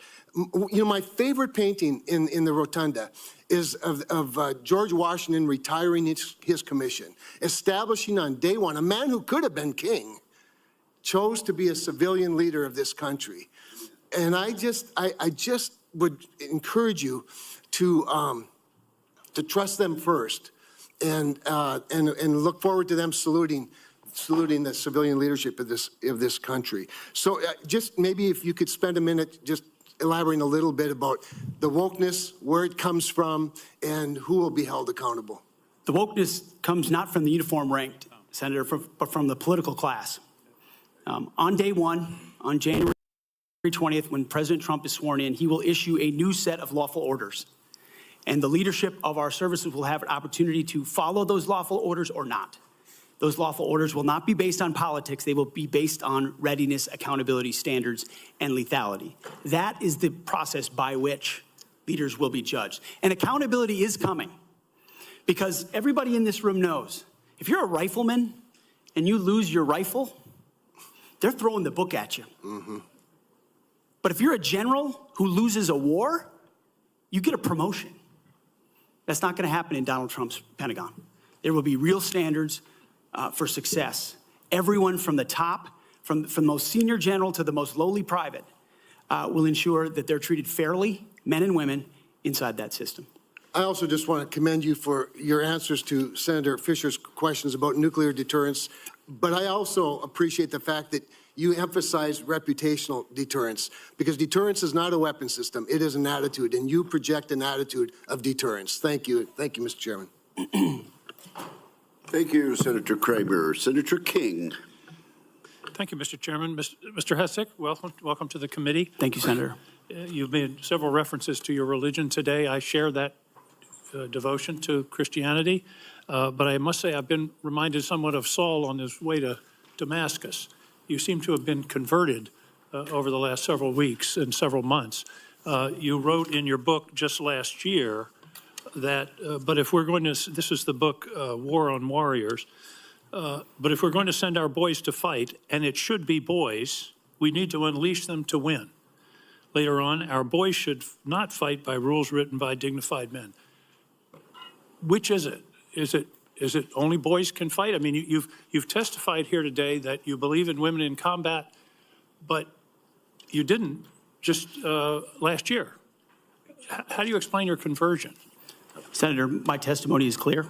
Writing a book is different than being Secretary of Defense, and I look forward to leading the men and women of our military. And my comment there, Senator, was about the burdensome rules of engagement that members of our generation, men and women, have seen on the battlefield. And one thing President Trump changed in meaningful ways that led to meaningful developments on the battlefield. When President Trump took control in the first term, ISIS was raging across Iraq. And as someone who spent a lot of time there with other men and women who invested in that mission, it was a very difficult moment to see the black flag of ISIS fly. And what President Trump did was untie the hands of warfighters. Position today. He changed the rules of engagement, untied the hands of warfighters, and allowed them to complete their mission and crush ISIS. It has not just tactical implications, operational and strategic implications, how you allow warfighters to go about winning and fighting their wars. President Trump understands that, and within the laws of war and the Uniform Code of Military Justice, we are going to unleash warfighters to win wars so that wars don't drag on forever, as our generation has seen. So are you rejecting Title 18 and Title 42, I think, also has provisions that incorporate the Geneva Convention and the laws of armed combat? Are you saying that those laws should be repealed? That is the law of the land right now. Senator, we have laws on the books from the Geneva Conventions into the Uniform Code of Military Justice, and then underneath that you have layers in which standard or temporary rules of engagement are put into place. We fight enemies also, Senator, as our generation understands, that play by no rules. They use civilians as human shields. So are you saying they target that women and children? The Geneva Convention should not be observed? We follow rules. We follow rules, but we don't need burdensome rules of engagement that make it impossible for us to win these wars. You're saying two different things. You're saying we follow rules, but we don't have to follow the rules in all cases. Is that correct? Senator, I'm making some rules. Senator, I'm making an important tactical distinction that warfighters will understand. That there are the rules we swear an oath to defend, which are incredibly important, and this committee understands and helps set them. And then there are those echelons above reality from, corps to division to brigade to battalion, and by the time it trickles down to a company or a platoon or a squad level, you have a rules of engagement that nobody recognizes. And then it makes you incredibly difficult to actually do your job on the battlefield. That's the kind of assessment and look that an Army major will give to this process if I was confirmed to be the Secretary of Defense. Your quote is true understanding of that. Your quote in 2024, our boys should not fight by rules written by dignified men in mahogany rooms 80 years ago. That would be the Geneva Convention. America should fight by its own rules, and we should fight to win or not go in at all. Are you saying that the Geneva Convention provisions, which clearly outlaw torture of prisoners, should not apply in the future? Senator, how we treat our wounded, how we treat our prisoners, the applications of the Geneva Conventions are incredibly important. But we would all have to acknowledge that the way we fought our wars back when the Geneva Conventions were written are a lot different than the asymmetric, non-conventional environment of counterinsurgency that I confronted in Iraq and Afghanistan. I was the senior counterinsurgency instructor in Afghanistan. My job was to understand how the Taliban and al-Qaeda operated so that NATO units coming in could be informed of what was happening. They knew our rules of engagement, and when they were more restrictive, they took advantage of them, and it put our men and women in a more dangerous and difficult place. And you believe For future wars we fight, we need to have someone atop the Pentagon, sir, who understands how those ripple effects Well, I just want to understand your uniform. position. Your position is torture's okay. Is that correct? Waterboarding, torture is no longer prohibited given the circumstances of whatever war we're in. Is that correct? Senator, that is not what I said. I've never been party to torture. We are a country that fights by the rule of law, and our men and women always do. And yet we have too many people here in air-conditioned offices that like to point fingers at the guys in dark and dangerous places, the gals in helicopters in enemy territory who are doing things that people in Washington, D.C. would never dare to do, or send, in many cases. In one of your interviews, you said they're willing to do this. You're talking about Donald Trump and Senator Cruz. They're willing to do something like waterboarding if it's going to keep us safe. Are you okay with waterboarding? Senator, the law of the land is that waterboarding is not legal. So the statement that you made, you now recant. Is that correct? They are willing to do something like waterboarding if it's going to keep us safe. You expressed that with approval. Senator, I'm very familiar with that as a concept, having spent a year at Guantanamo Bay, Cuba, guarding 700 of those that attacked us on 9/11. I just want to be clear. Are we going to abide by the Geneva Convention and the prohibitions on torture, or are we not? Is it going to depend on the circumstances? As I've stated multiple times, the Geneva Conventions are what we base ours. But what an American first national security policy is not going to do is hand its prerogatives over to international bodies that make decisions about how our men and women make decisions on the battlefield. America First understands we send Americans for a clear mission and a clear objective. We equip them properly for that objective. All right, We give I them have everything they I have a very need, few- and then we stand behind them with the rules of engagement that allow them to fight decisively I to understand. defeat America's I enemies, just- which is why we say I just have a quietly few and peacefully seconds in left, this Mr. conference Hegseth, room. if you could. I was very disturbed in your opening statement where you talked about the priorities that you have. We will work with our partners and allies to deter aggression in the Indo-Pacific from the Communist Chinese. There's not a single mention in this statement about Ukraine or Russia. Is this code for we're going to abandon Ukraine? Senator, the president, that's a presidential level policy decision. He's made it very clear that he would like to see a end to that conflict. We know who the aggressor is. We know who the good guy is. We'd like to see it as advantageous for the Ukrainians as possible, but that war needs to come You to talk an a end. lot about deterrence of China. I would submit that Xi Jinping is watching what we do very carefully. If we abandon Ukraine, that would be the strongest signal possible to Xi Jinping that he can take Taiwan without significant resistance from this country. Thank you, Senator King. Senator Scott of Florida. Mr. Chairman, I'd like to enter into the record 2 letters which testify to Mr. Hegseth's leadership record at Concerned Veterans for America. The first letter submitted by Mr. Darren Selnick, a senior advisor at CFA, stated that there's been no better leader, policy champion, or fighter for the military and veterans than Pete. He was instrumental in 2014 and 2017 in ensuring that veterans had health care choice. The second letter submitted by Mr. Kaysen Sparrow, Digital Media Director of CVA from 2015 to 2017, stated, Pete brought incredible energy, focus, and a clear vision to the organization and showed everything that the team accomplished together.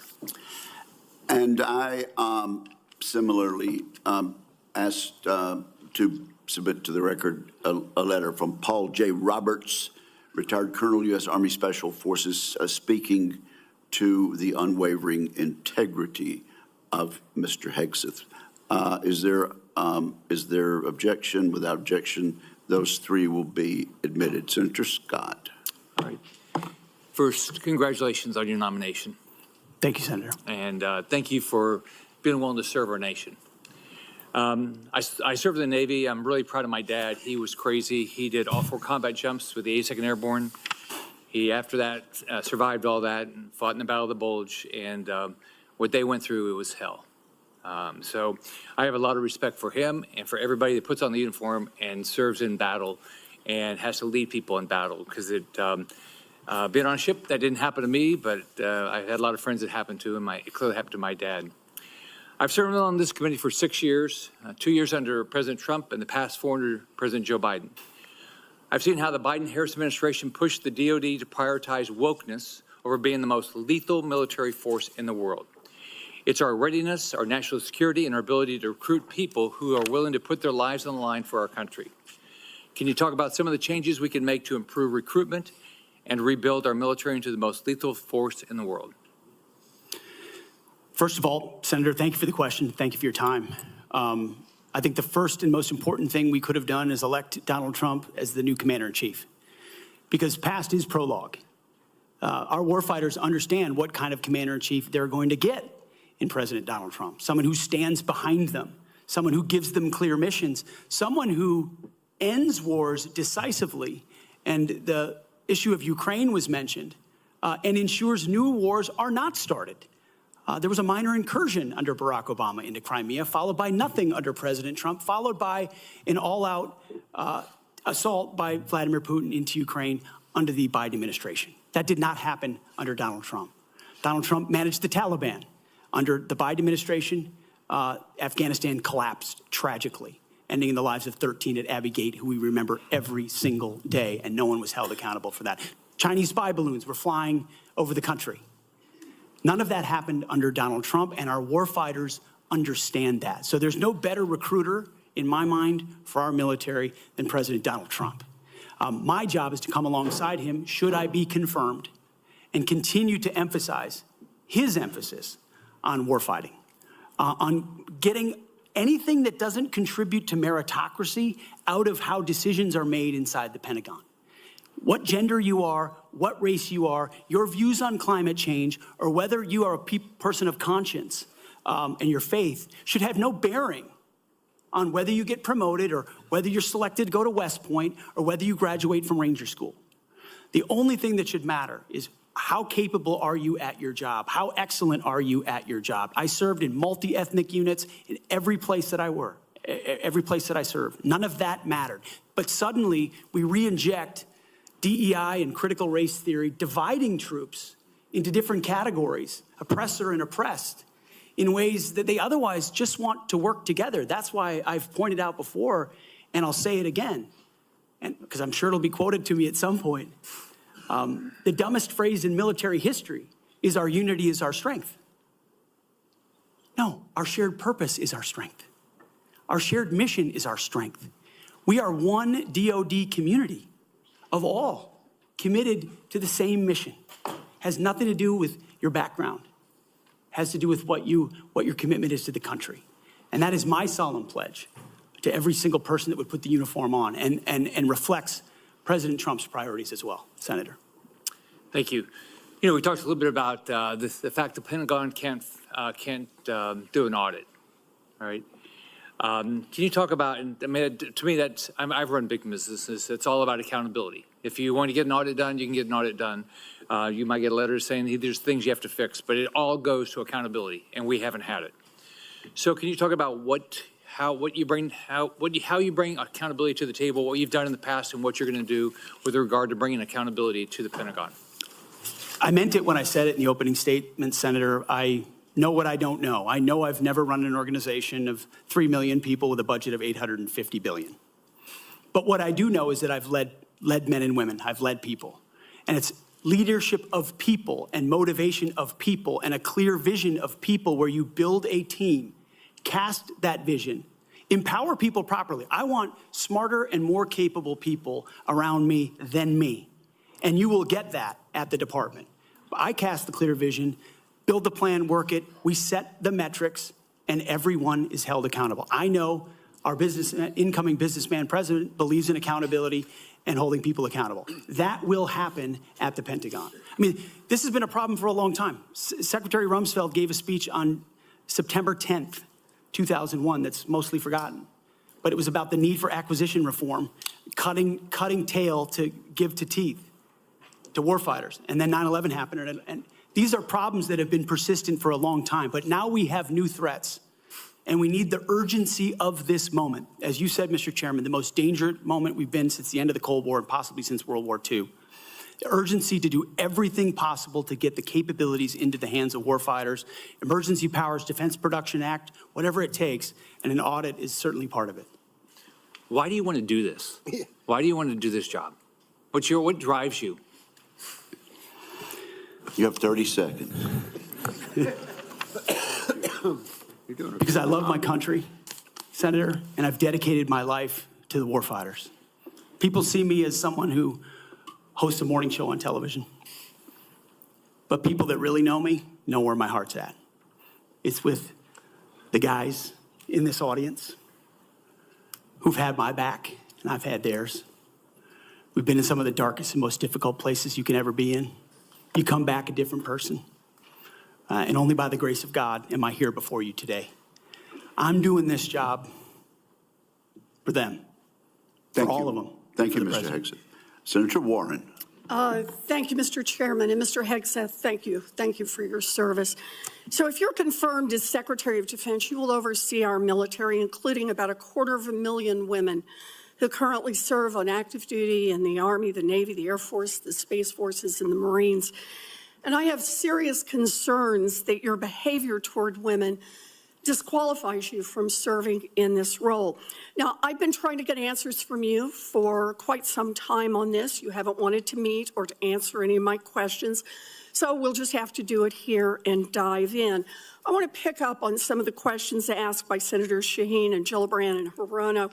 And I just want to make sure we have a list of some of the facts that I think are undisputed.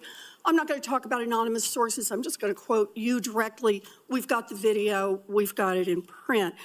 So going back to January 2013, you told a Fox News interviewer that women in the military simply couldn't measure up to men in the military, saying that allowing women to serve in combat roles would force the military to lower the bar.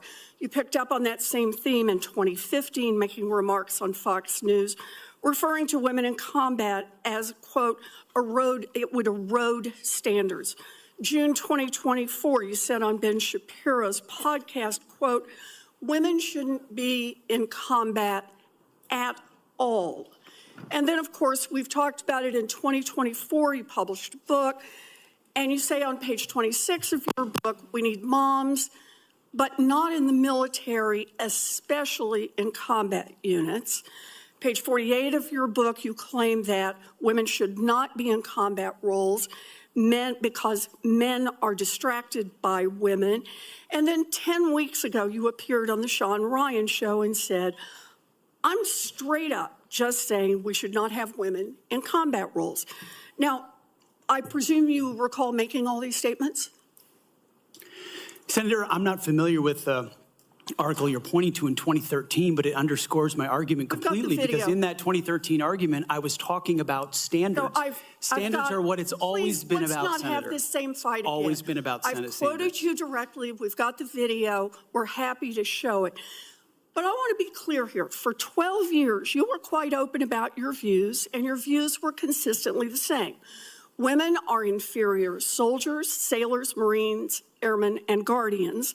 And in case anyone missed the point, and these are your words from 10 weeks ago, women absolutely straight up should not be permitted to serve in combat. And I notice on each of these quotes, those are said without qualification. It's not by how much you can lift or how fast you can run. They don't belong in combat, period, or your words, straight up. And then on November 9th, 2024, just 32 days after your last public comment saying that women absolutely should not be in combat, you declared that, quote, some of our greatest warriors are women, and you support having them serve in combat. Now, that is a very, very big about face in a very, very short period of time. So help me understand, Mr. Hegseth, what extraordinary event happened in that 32-day period that made you change the core values you had expressed for the preceding 12 years? Senator, again, I very much appreciate you bringing up my comments from 2013, because for me, this issue has always been about standards. And unfortunately, because of some of the people that have been in political power for the last 4 years, priorities other than standards, lethality, and meritocracy have driven decision-making. I'm quoting you from the podcast. Women shouldn't be in combat at all. Where is the reference to standards, that they should be there if they can carry, if they can run? I don't see that at all, Mr. Hegseth. What I see is that there's a 32-day period in which you suddenly have another description about your views of women in the military. And I just want to know, what changed in the 32 days that the song you sang is not the song you come in here today to sing? Senator, the concerns I have and the concerns that many have had, especially in ground combat units, is that in pursuit of certain percentages or quotas, standards have been changed. And that makes the combat more difficult let me make a for everybody suggestion involved. about what happened in that 32 days. You got a nomination from President Trump. Now, I've heard of deathbed conversions, but this is the first time I've heard of a nomination conversion. And I hope you understand that many women serving in the military right now might think that if you can convert so rapidly your long-held and aggressively pursued views in just 32 days, that 32 days after you get confirmed, maybe you'll just reverse those views and go back to the old guy who said straight up, women do not belong in combat. Now, Mr. Hegseth, you have written that after they retire, generals should be banned from working for the defense industry for 10 years. You and I agree on the corrosive effects of the revolving door between the Pentagon and defense contractors. It's something I would have liked to talk with you about if you'd come and been willing to visit with me. But the question I have for you on this is, will you put your money where your mouth is and agree that when you leave this job, you will not work for the defense industry for 10 years? Senator, it's not even a question I've thought about because it's not one think about it right now. It's not one, my motivation for this job I understand has never that. I been just about need what a could yes or no conceivably here. come next. Time is short. I just need a yes or no. I would consult with the president about what the policy should be In at the Defense other Department. words, you're quite sure that every general who serves should not go directly into the defense industry for 10 years. But you're not willing to make that same pledge? I'm not a general, Senator. You'll be the one, let us just be clear, in charge of the generals. So you're saying sauce for the goose, but certainly not sauce for the gander? I would want to see what the policy of the president is. Oh, I'll bet you would. Thank you, Senator Warren. Senator Tuberville. Thank you, Mr. Chairman, and thanks for your hard work and your committee's hard work, Mr. Chairman. This has gone well. I'd like to submit this letter, topic Conduct at Vets for Freedom for Hegseth. I'd like to submit that for the record, please. Without objection. Mr. Hegseth,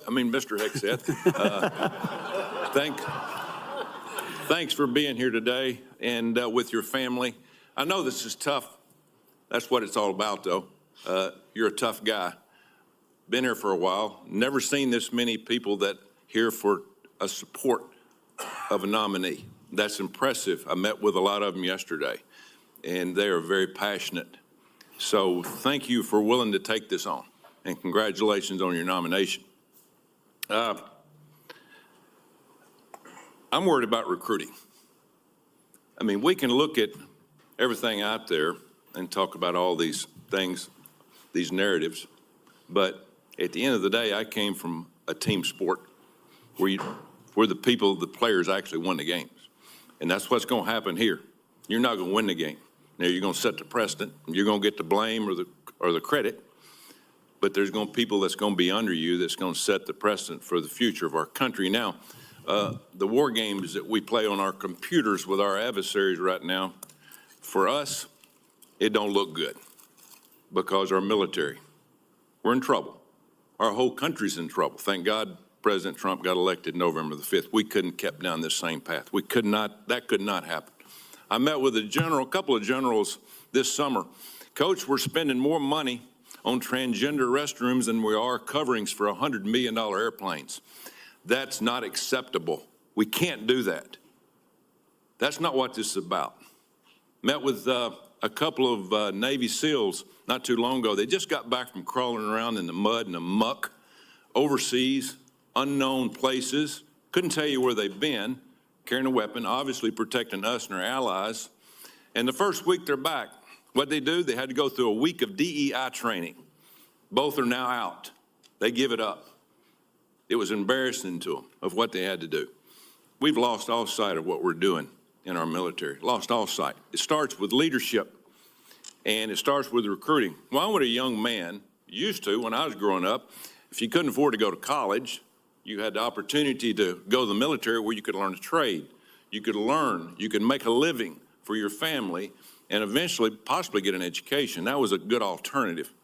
We've forgotten that. We've forgotten it. We can't give up on our young people. Young people are our number one commodity in this country, and they're the ones that's going to live and die for the freedom of this country in the future. So, again, thank you for taking this on. Recruiting. Our service academies are meant to serve as our primary commissioning source of officers. It now appears that they are a breeding ground for leftist activists and champions of DEI and critical theory. Now, not all, but some. And some is way too much. How are we going to eliminate this, Mr. Hegseth? How are we going to get this back on track to where we grow our leaders? I had a young man that forever he wanted to go to West Point. I got him a nomination, I got him accepted, and he turned it down. He says, Coach, I'm not getting involved with that mess. How are we going to overcome this? Senator, thank you for the question. And I think it comes down to leadership, clear leadership.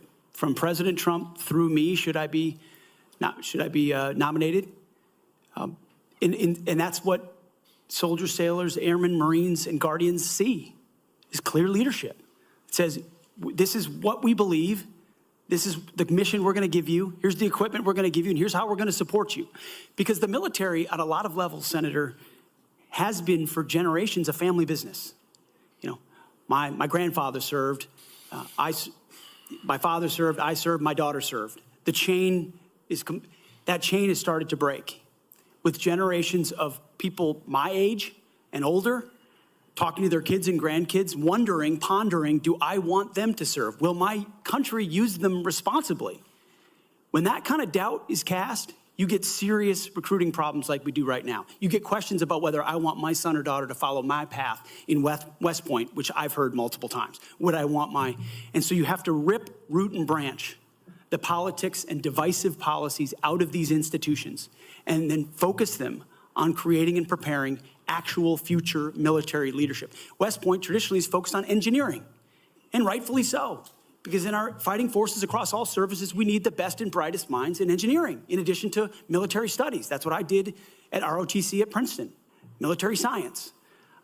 And we need more uniformed members going back into West Point, the Air Force Academy, the Naval Academy, as a tour to teach with their wisdom of what they've learned in uniform, instead of just more civilian professors that came from the same left-wing woke universities that they left, and then try to push that into service academies. When that changes, Senator, I truly believe under Donald Trump, we will have a recruiting renaissance.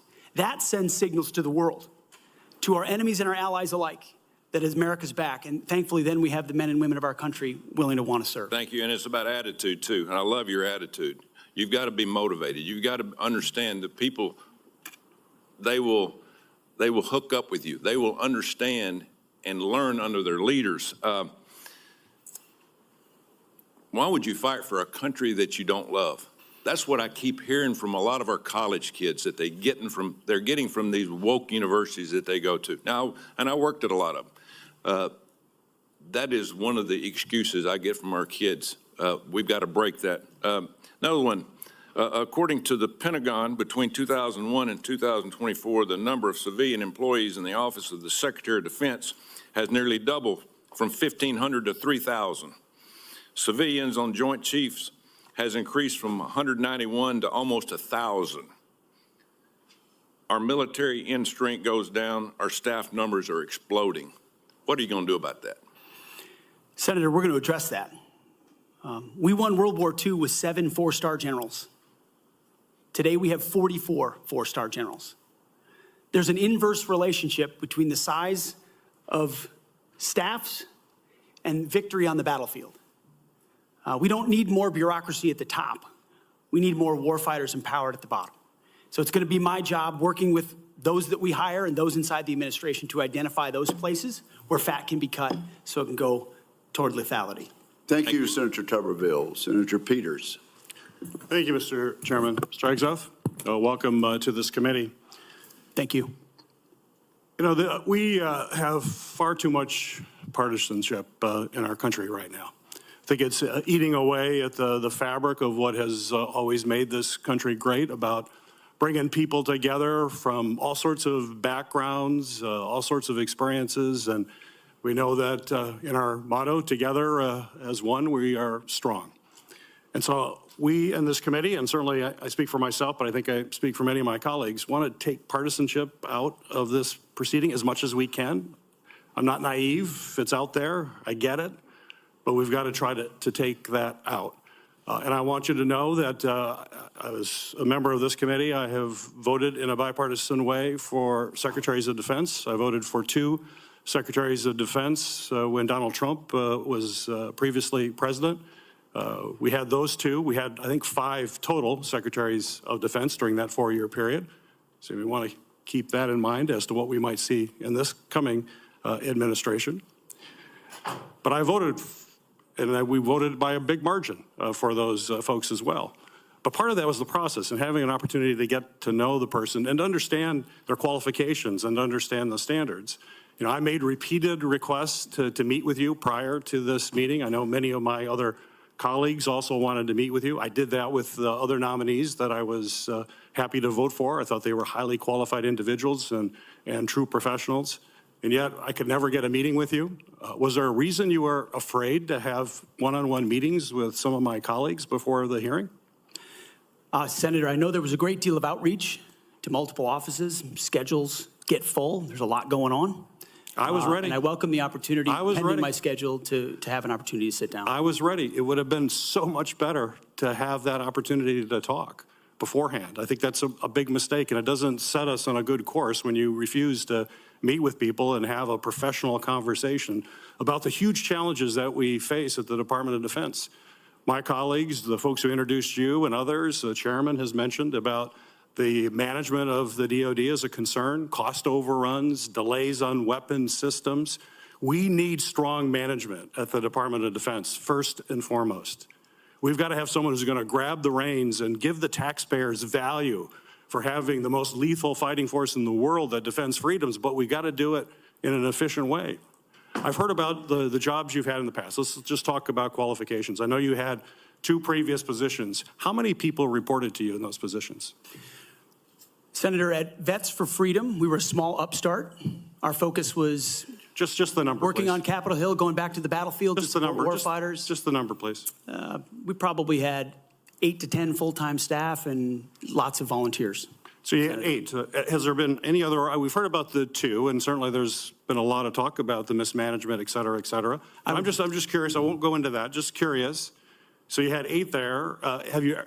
What's the largest number of people you've ever supervised or had in an organization in your career? Not 3 million. Senator. No, I don't expect that. Very few people have ever had that experience, but how many? It's a straight up question. I think we had over 100 full-time staff at Concerned Vets for America, roughly, with thousands of volunteers. So 100 people. I was also a headquarters company commander, which would have been a couple of hundred. Nothing remotely near the size of the Defense Department, right. I would acknowledge that. Actually, Senator. not remotely near even a medium-sized company in America, let alone a big company in America, especially a major corporation. And we're hiring you to be the CEO of one of the most complex, largest organizations in the world. We're the board of directors here.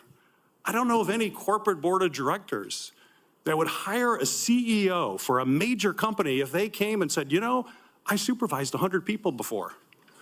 They'd ask you, well, what kind of experiences you had? We need innovation. Can you give me an experience or your actual experience of driving innovation in an organization? Give me an example of where you have done that. Oh my goodness, Senator, absolutely. At Concerned Veterans for America, we created the Fixing Veterans Healthcare Task Force, a bipartisan task force that never been done before, to create policy, to drive policy change on Capitol Hill that organizations fought ferociously against. We got the VA Accountability Act passed and the Mission Act passed in a way that a nonprofit of our size, veterans organization, has never done. And that's testified in all the letters that we put forward to the committee, which are on the record. I have limited time. Thank you for that. Give me an example of where you've driven down cost.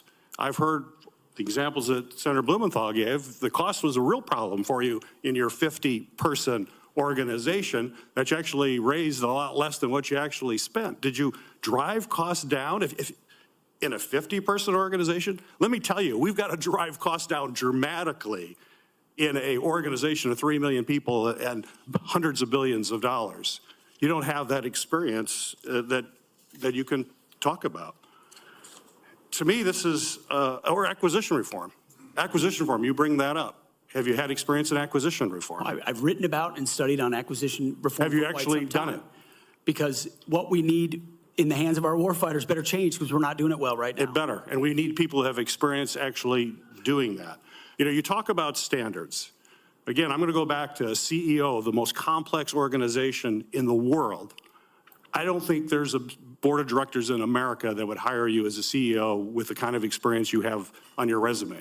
You talk about standards. You talk about raising or low. We have a problem of standards in the DoD, and we have to raise standards for the men and women who serve Do you think that the way to raise the minimum standards of the people who serve us is to lower the standards for the Secretary of Defense? That we have someone who has never managed an organization more than 100 people is going to come in and manage this incredibly important organization and do it with a professionalism and has no experience that they can tell us that they have actually done that? I have real problems with that. This is not about other issues that are brought up. They're all very important. I'm just about trying to get things done, managing efficiently, and having the best people who have demonstrated that in a large organization. And I'm sorry, but I don't see that in your background. There are a lot of other things you can do very well. You're a capable person, but you have not convinced me that you're able to take on this tremendous responsibility with a complex organization and having little or no significant management experience. Senator, I'm grateful to be hired by one of the most successful CEOs in American history, should I be confirmed. Mr. Hegseth, it seems to me that you've supervised far more people than the average United States Senator supervises today.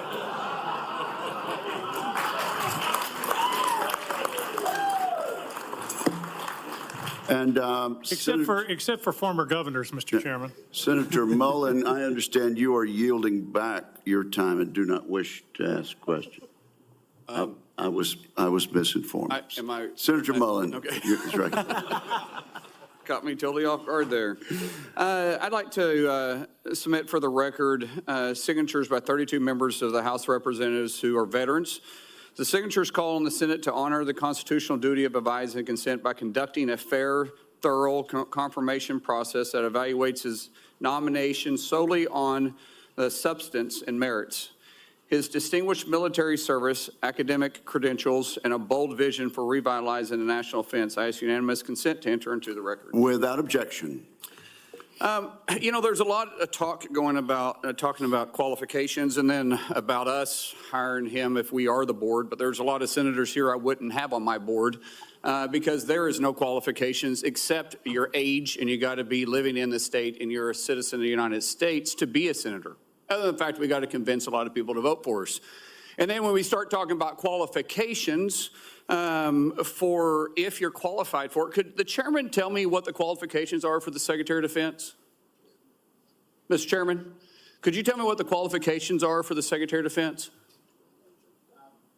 I'd be happy I'll read for it. you to do that. Yeah. Let me read it for you because I Googled I was getting some advice from my second in command. Yeah, but I'm just making a point because there's a lot about qualifications, and I think it's so hypocritical of senators, especially on the other side of the aisle, be talking about his qualifications, not being able to lead the secretary or be the Secretary of Defense, and yet your qualifications aren't any better. You guys aren't any more qualified to be the senator than I'm qualified to be the senator, except we're lucky enough to be here. But let me read you what the qualifications of the Secretary of Defense is, because I Googled it, and went through a lot of different sites, and really it's hard to see. But in general, the U.S. Secretary of Defense position is filled by a civilian. That's it. If you have served in the U.S. Army Forces and have been in the service for, you have to be retired for at least 7 years, and Congress can weigh that. And then there's questions that the senator from Massachusetts brought up about serving on a board inside the military industry, and yet your own secretary that you all voted for, Secretary of Austin, we had to vote on a waiver because he stepped off the board of Raytheon. But I guess that's okay because that's a Democrat Secretary of Defense. But we so quickly forget about that. And then Senator Kaine, or I guess I better use the senator from Virginia, starts bringing up the fact that what if you showed up drunk to your job? How many senators have showed up drunk to vote at night? Have any of you guys asked them to step down and resign from their job? And don't tell me you haven't seen it because I know you have. And then how many senators do you know have got a divorce before cheating on their wives? Did you ask them to step down? No. But it's for show. You guys make sure you make a big show and point out the hypocrisy because the man's made a mistake. And you want to sit there and say that he's not qualified? Give me a joke. I mean, it is so ridiculous that you guys hold yourself as this higher standard and you forget you got a big plank in your eye. We've all made mistakes. I've made mistakes. And Jennifer, thank you for loving him through that mistake. Because the only reason why I'm here and not in prison is because my wife loved me too. I have changed, but I'm not perfect. But I found somebody that thought I was perfect. And for whatever reason, you love Pete, and I don't know why. But just like our Lord and Savior forgave me, my wife's had to forgive me more than once too, and I'm sure you've had to forgive him too. And so thank you. So before I go down this rabbit hole again, tell me something about your wife that you love. She's the smartest, most capable, loving, humble, honest person I've ever met. In addition to being incredibly beautiful. Don't forget about your kids. I'm supposed to talk about my kids? No, well, she's also the mother. Oh, an amazing mother. Yes. Of our blended family of 7 Brother, kids. I'm pulling you love along. her. I'm trying to help you here. You know, do you believe that you're going to be running the Secretary or the Department of Defense by yourself? Senator, absolutely not. Just as President Trump is assembling his cabinet, I look forward and already am in the process of building one of the best possible teams you can imagine with decades and decades of experience outside of the Pentagon, driving innovation and excellence, and also inside the building, knowing how to make it happen. Yes, sir. So, in your organizations that you did have the privilege of running, did you have a board that you... In both organizations, we had a board, yes. Okay, and what did you do with that board? What kind of decisions did you make with them? Those boards provided oversight and insight into decision-making. They all have special, unique sets that maybe filled gaps that you're not the expertise in? Yes, sir. So do you believe you're capable of surrounding yourself with capable individuals that you're going to be able to run those same ideas by and surround yourself with people that are smarter and better equipped in maybe areas that you don't necessarily carry those expertise with? Senator, the only reason I've had success in life, to include my wonderful wife, is because of people more capable around me and having the self-confidence to empower them and say, hey, run with the ball, run with the football, take it down the field. We'll do this together. I don't care who gets the credit. And in this case, that's how the Pentagon will be run. Let's end with this, Mr. Chairman, about the qualifications. You got a man who has literally put his butt on the line. He served 20 years in the service, multiple deployments, has heard the bullets crack over the top of his head, has been willing to go into combat, been willing to see friends die for this country. And he's willing to still put himself through this. His wife is willing to still stand beside him, knowing he wasn't perfect, knowing that all this was going to be brought up, and he's still willing to serve the country. What other qualifications does he need? That I yield back. Thank you, Senator Mullen. Senator Duckworth. And again, we really are going to strictly enforce the rule about no demonstrations or noise. The distinguished ranking member. Just a point of personal privilege to make a correction. The reason that General Austin required a waiver was not because of his participation in a corporate enterprise. It was because he did not have 7 years of interruption between his service and his appointment.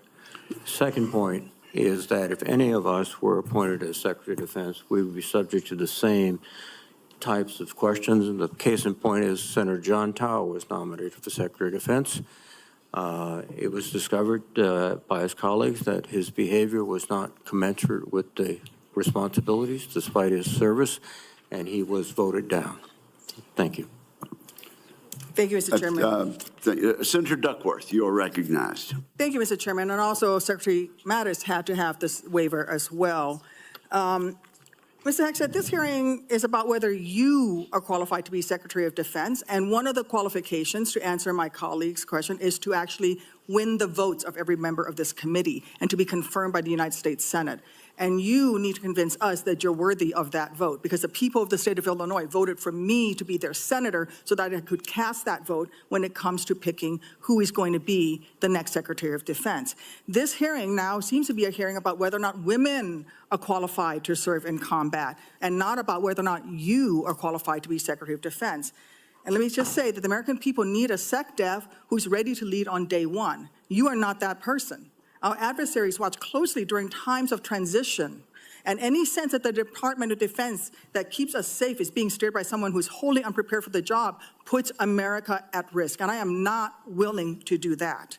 With that in mind, Mr. Hegseth, I want you to try to explain to the American people, this committee, who have to vote for you, and to our troops who are deployed around the world, why you are qualified to lead the Department of Defense. We already know that you've only led the largest, a 200-person organization. We already know that you so badly mangled a budget that after you left, they had to bring in a forensic accountant to figure out what went wrong, and that the largest budget you ever managed was about $18 billion. You know, that is about 51,560 times lower than the Department of Defense budget of $825 billion. $16 million is 51,568 times smaller than the defense budget. Please describe to me, Mr. Hegseth, you talk about DOD passing an audit. Please describe to me a time or an organization when that you led underwent an audit, because you say you're going to hire smarter people than you to run this audit. I'm not asking you to be an accountant. I want you to be able to tell me what kind of guidance will be given to those employees, what will happen whether or not you pass that audit. Have you led an audit of any organization, yes or no?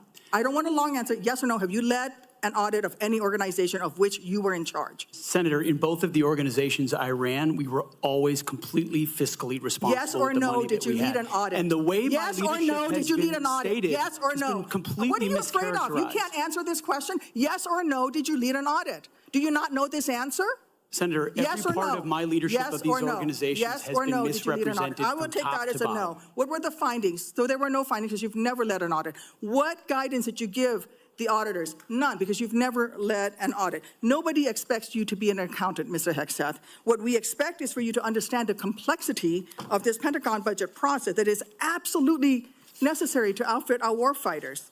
Look, the Secretary of Defense is required to make quick decisions every single day with high-level information that's being provided for them. A Secretary of Defense has to have breadth and depth of knowledge. Right now, I am concerned that you have neither. Mr. Hegseth, what is the highest level of international negotiations that you have engaged in, that you have led in? Because the Secretary of Defense does lead international security negotiations. There are three main ones that the Secretary of Defense leads and signs. Can you name at least one of them? Could you repeat the question, Senator? Sure. What is the highest level of international security agreement that you have led? And can you name some that the Secretary of Defense would lead? There's three main ones. Do you know? I have not been involved in international security arrangements because I have not been in government other than serving in the military. So my job has been to no. The answer is no. Can you name one of the three main ones that the Secretary of Defense signs? You're talking about defense arrangements. I mean, NATO might be one that you're referring to.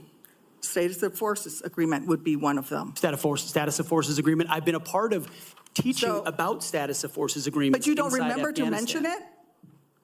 You're not qualified, Mr. Hegseth.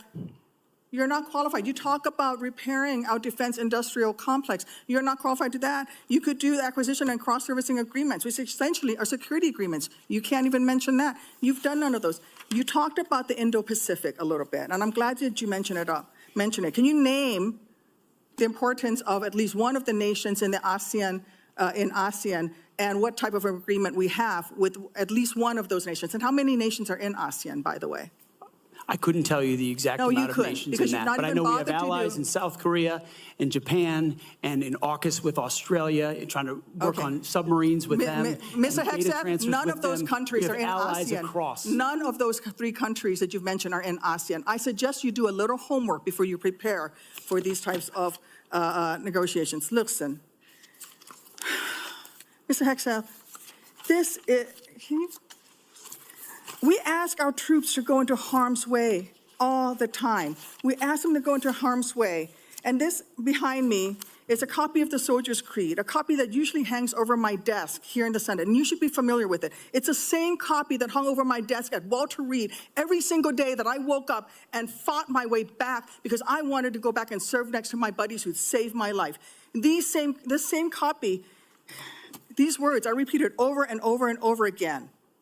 And let me read out two things to you, two sentences. I will always place the mission first, and I am disciplined, physically and mentally tough, trained and proficient in my warrior task. Mr. Hegseth, our troops follow these words every single day, and they man up and they pack their rucksacks and they go to war. And they deserve a leader who can lead them, not a leader who wants to lower the standards for himself or raising the standards for other people. And by the way, our troops already meet the standards. We ask troops to man that ship, fight that fire, fly that helicopter until their very last breath. And they do that every single day. They cannot be led by someone who's not competent to do the job.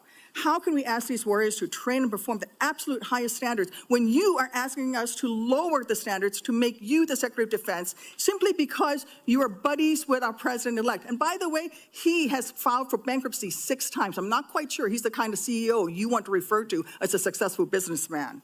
Let me make it clear.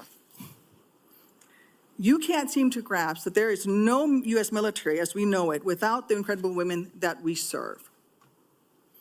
Women who've earned their place in their units. You have not earned your place as Secretary of Defense. You say you care about keeping our armed forces strong and that you like that our armed forces are meritocracy, then let's not lower the standards for you. You, sir, are a no-go at this station. Thank you, Senator Duckworth. I would like to submit for the record a letter submitted by Mr. Brian Marriott that says anyone who would claim that Pete mismanaged funds at Vets for Freedom is ignorant of the facts. Without objection, it will be admitted to the record. Senator Budd. Thank you, Chairman Wicker, and congrats on your chairmanship of this committee. I want to thank you for your leadership and your handling of this today. I think you're doing a great job. So I want to also submit for the record a letter submitted by Mr. Daniel Catlin, the former operations manager at Vets for Freedom. Mr. Catlin's letter states that Mr. Hegseth and Mr. Catlin conducted weekly meetings to meticulously review every dollar that the organization spent. Pete's hands-on approach and dedication to financial responsibility ensured that Vets for Freedom operated within its budget. Mr. Catlin's letters also states that Pete treated his staff with the utmost respect, regardless of race or gender. So I ask unanimous consent to enter this into the record, Mr. Chairman. Without objection, so ordered. Thank you. Mr. Hegseth, congratulations on your nomination. Thanks for appearing before the committee today. I enjoyed meeting you in my office before Christmas, and I've enjoyed our friendship before that. You know, you stated in your advanced policy questions that the American people need to be informed, engaged, and inspired to join our military. I wholeheartedly agree with that. And we also have a problem, though, with obesity and falling academic standards. It's very concerning. And we've talked about that before. So if confirmed, how would you approach increasing the number of Americans eligible to serve in the military, but without lowering standards? Well, Senator, I think there are already, to the credit of, I believe, the Army and other services have now caught up to that, which have piloted programs that have had some success, that have allowed young Americans who want to serve in the military but can't necessarily pass the ASVAB or pass the APFT to get into basic training, an opportunity to get caught up, a preparatory class. Sure. Unfortunately, yes, we do have a problem of obesity in our country, not necessarily something that if I'm confirmed, Secretary of Defense is able to address. But I do think leading from the front matters. I do think having a Secretary of Defense that will go out and do PT with the troops matters, that has been out there and done that before. And hopefully that's a motivating factor for young people. But the reality of obesity and criminal backgrounds and medical problems have long been an issue of recruitment in America, unfortunately. What changed is the perception of military service because of the condition of the services and frankly because of, in some ways, the way our schools don't teach young people to love the country anymore. And if you don't love the country, why do you want to serve that country? That's a deeper problem. But all of those things need to be addressed to revive recruiting, and obesity is certainly a part of it. Thank you for that. So I've had multiple conversations, young folks back in North Carolina, young men, young women, and we get to meet a lot of them. But, I hear from some of these folks who I encourage to join the military. They say that they're concerned that it's become politicized. And if confirmed, would you commit to working with my office to address the military recruiting crisis and ensuring the military is focused on warfighting? Senator, absolutely. Number one, from day one, with a mandate from the Commander-in-Chief, who received that mandate when Americans spoke out loudly and said, we want peace through strength, we want America first foreign policy, and we don't want political ideology driving decisions inside our Defense Department. That was clear. It's an infection that the American people are acutely aware of, which the men and women in this room have lived firsthand. I've lived it firsthand. And that's why it will be a priority. And I truly believe, and I'm humbled by this, the response we've already seen from young men and women who've decided to join the military when they had said, I wasn't going to. But seeing a Commander-in-Chief, Donald Trump, reassured them. Seeing the possibility, if confirmed, of a Secretary of Defense that would have their back reassured them. And so in the first couple of months after President Trump's election, we have already seen, the numbers are there, a recruiting surge in all the services that I would welcome the opportunity to continue. And it's humbling to think that families across this country would have confidence in us to deliver for their young men and women. There's no more important task. Thank you for that. So shifting gears a bit, I want to hear some of your thoughts on the growing fighter aircraft capacity gap with China and what this means for a potential fight in the Indo-Pacific. So if confirmed, what policy recommendations will you make to the President on procurement and maintenance of fourth and fifth generation fighters while we continue to research and develop sixth generation and collaborative combat aircraft? Senator, that's a very important conversation, one that I've been looking at a great deal. A lot of it, just to be clear, involves classifications and understanding precisely cost and capabilities, including capabilities of enemy systems, both not just fourth and fifth, but potential sixth generation, which we've already seen a prototype released from the Chinese. That's a dangerous development, considering at least the publicly understood condition of NGAD, which I look forward to the opportunity to looking underneath the hood on that. But ensuring fourth and fifth are capable and upgraded as necessary will be a part of our contingency. But when you look at what's happening in the Indo-Pacific, say operability, range is going to matter because it's such a large battle space. That will all factor in decisions that are made. And that's where I feel, frankly, a little bit liberated. Is that I didn't work at Lockheed or any number of, pick a defense contractor. I didn't mean to point one out in particular. Pick any. I don't have a special interest in any particular system or any particular company or any particular narrative. I want to know what works. I want to know what defeats our enemies, what keeps us safe, what deters them, what keeps our enemies up at night. Whatever that is, I want more of it, and I want to invest in it. And I know that's the view that President Trump has as well. Thank you. Some have commented recently about the need to eliminate immediately a manned aircraft. So I'd say maybe one day, but that day's not now, and certainly not before 2027, especially in the Indo-Pacific. So if confirmed, will you commit to work with my office in this committee to ensure the proper mix of fighters, manned and unmanned?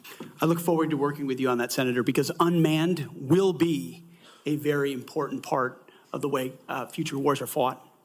Just the idea of survivability for a human being drives cost and time in ways that unmanned systems do not. But I look forward to that conversation. Senator. Thank you, Senator Budd. I now recognize Senator Reed for a unanimous consent request. Mr. Chairman, I would ask unanimous consent that two letters be submitted for the record. One letter is signed by numerous organizations, including the Government Accountability Project, the other signed by several organizations, including the Truman National Security Project.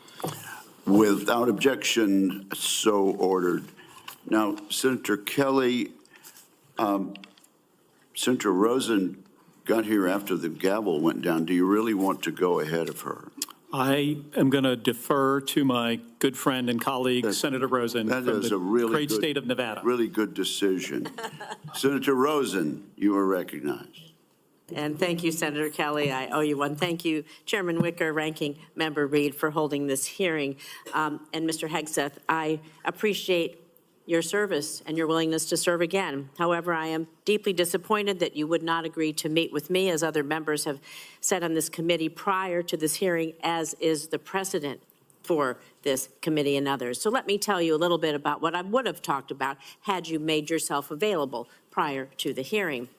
Nevada is home to the premier aviation training ranges for both the Air Force and the Navy, the largest ammunition depot in the world, and the only place in the country where we are able to verify the reliability of our nuclear stockpile without the need for explosive testing.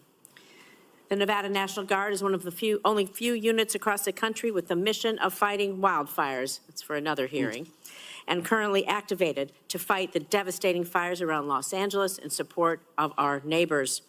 We therefore play a critical role in our national security, and the person who holds the position of Secretary of Defense matters greatly to Nevada service members and our military equities. But every single person who serves in the military, we've talked about, my colleagues, esteemed colleagues, have talked about recruitment and retention. One day, they will become a veteran. So my veterans and the folks who are serving active duty now are concerned about what you think. DOD does not have jurisdiction over Nevada's 200,000 plus veterans, but I am interested in your views about the service members once they've transitioned out of the military, given the influence you would have while they're in service if confirmed. In 2019, on a segment of Fox and Friends, you said that veteran service organizations, VSOs, I'm going to quote, encourage veterans to apply for every government benefit they can ever get after they leave the service. You stated you don't want to, quote, be dependent on government assistance from the VA based on injuries or illnesses that might have arisen from your military service. So I'm just going to ask you a few yes or no questions about veterans, understanding you don't have jurisdiction, but this is important to our morale, it's important to our recruitment, and is important to our retention, and it is important to how we respect others in this country. So yes or no, please, do you believe that VSOs are wrong to support veterans in obtaining the benefits that they have rightfully earned and deserved when they signed that line like you did for your service? Senator, yes or no, veterans please. deserve the benefits they've earned. I have been in many battles with traditional veteran you would service agree that organizations over differences of opinion about how to deliver those services, yes or including no? veterans' Do you believe choice, VSOs are wrong? which is a VSOs is a very broad term. We were a VSO also, ma'am. But some of those services took a traditionally should they be able to bureaucratic help approach. the veterans obtain the benefits that they have earned? Yes or no? Should anyone be able to help? Every veteran should have Right, rapid thank you. access to Do you all the believe that benefits veterans they've should be earned. ashamed for Absolutely. having sought and obtained the benefits that they have earned? Do you think veterans should be ashamed to seek out benefits? Senator, I think Yes or we no? should be ashamed as a nation of the amount of veterans that commit You think suicide veterans because they hit a brick should be wall. ashamed They commit suicide because This they is hit not a the brick question, wall sir. of the I'm going to bureaucracy move on. of the I'm going to VA. take that And as a reformers yes. are not courage enough. How about veterans who suffer lasting Take it on. injuries or illnesses due to their military service? Do you think they deserve our support and assistance? I mean, your answers to these, they're too broad. People want to know, are you willing to support our veterans organizations that will help our veterans get every damn thing that they deserve because they signed on the dotted line to keep us safe, just like you did? I respect that. Will you? Senator, with all due humility, I don't know that there's anyone in this room over the last 20 years that have worked harder to ensure that our veterans are taken care of. It has So been do a you think passion veterans of are my life, dependent on the- alongside with so many on this dais, to make sure that veterans receive, and it is a recruiting crisis. But you've When said that veterans veterans are are not treated dependent well, on the government. they don't You want said their veterans are sons and daughters dependent to on the join. government. Do you believe that veterans getting these benefits are dependent on the government? Or do you believe it's a benefit they've earned and deserved through their service? It's a Are they benefit they've dependent? earned Then- and a hand up to the But these are next your chapter of their words then. life. So you have again Absolutely. changed your position. Where you believe the veterans are dependent, now you believe they've earned and deserved it. I just think it's disrespectful to change that position. These are benefits that people may need throughout their life and may not know when they need them or how they're going to need them, and they need to be there when they do. Thank you. I'm going to move on to my next question. America's role in the world our alliances, the threats America's facing, they're serious, they're wide-ranging, from China to Russia to Iranian-backed terrorism. So do you agree with the National Defense Strategy that the U.S. cannot compete with China, Russia, and their partners alone, and certainly cannot win a war that way? And this is a quote from the National Defense Strategy. Is your interpretation that American first foreign policy is America alone?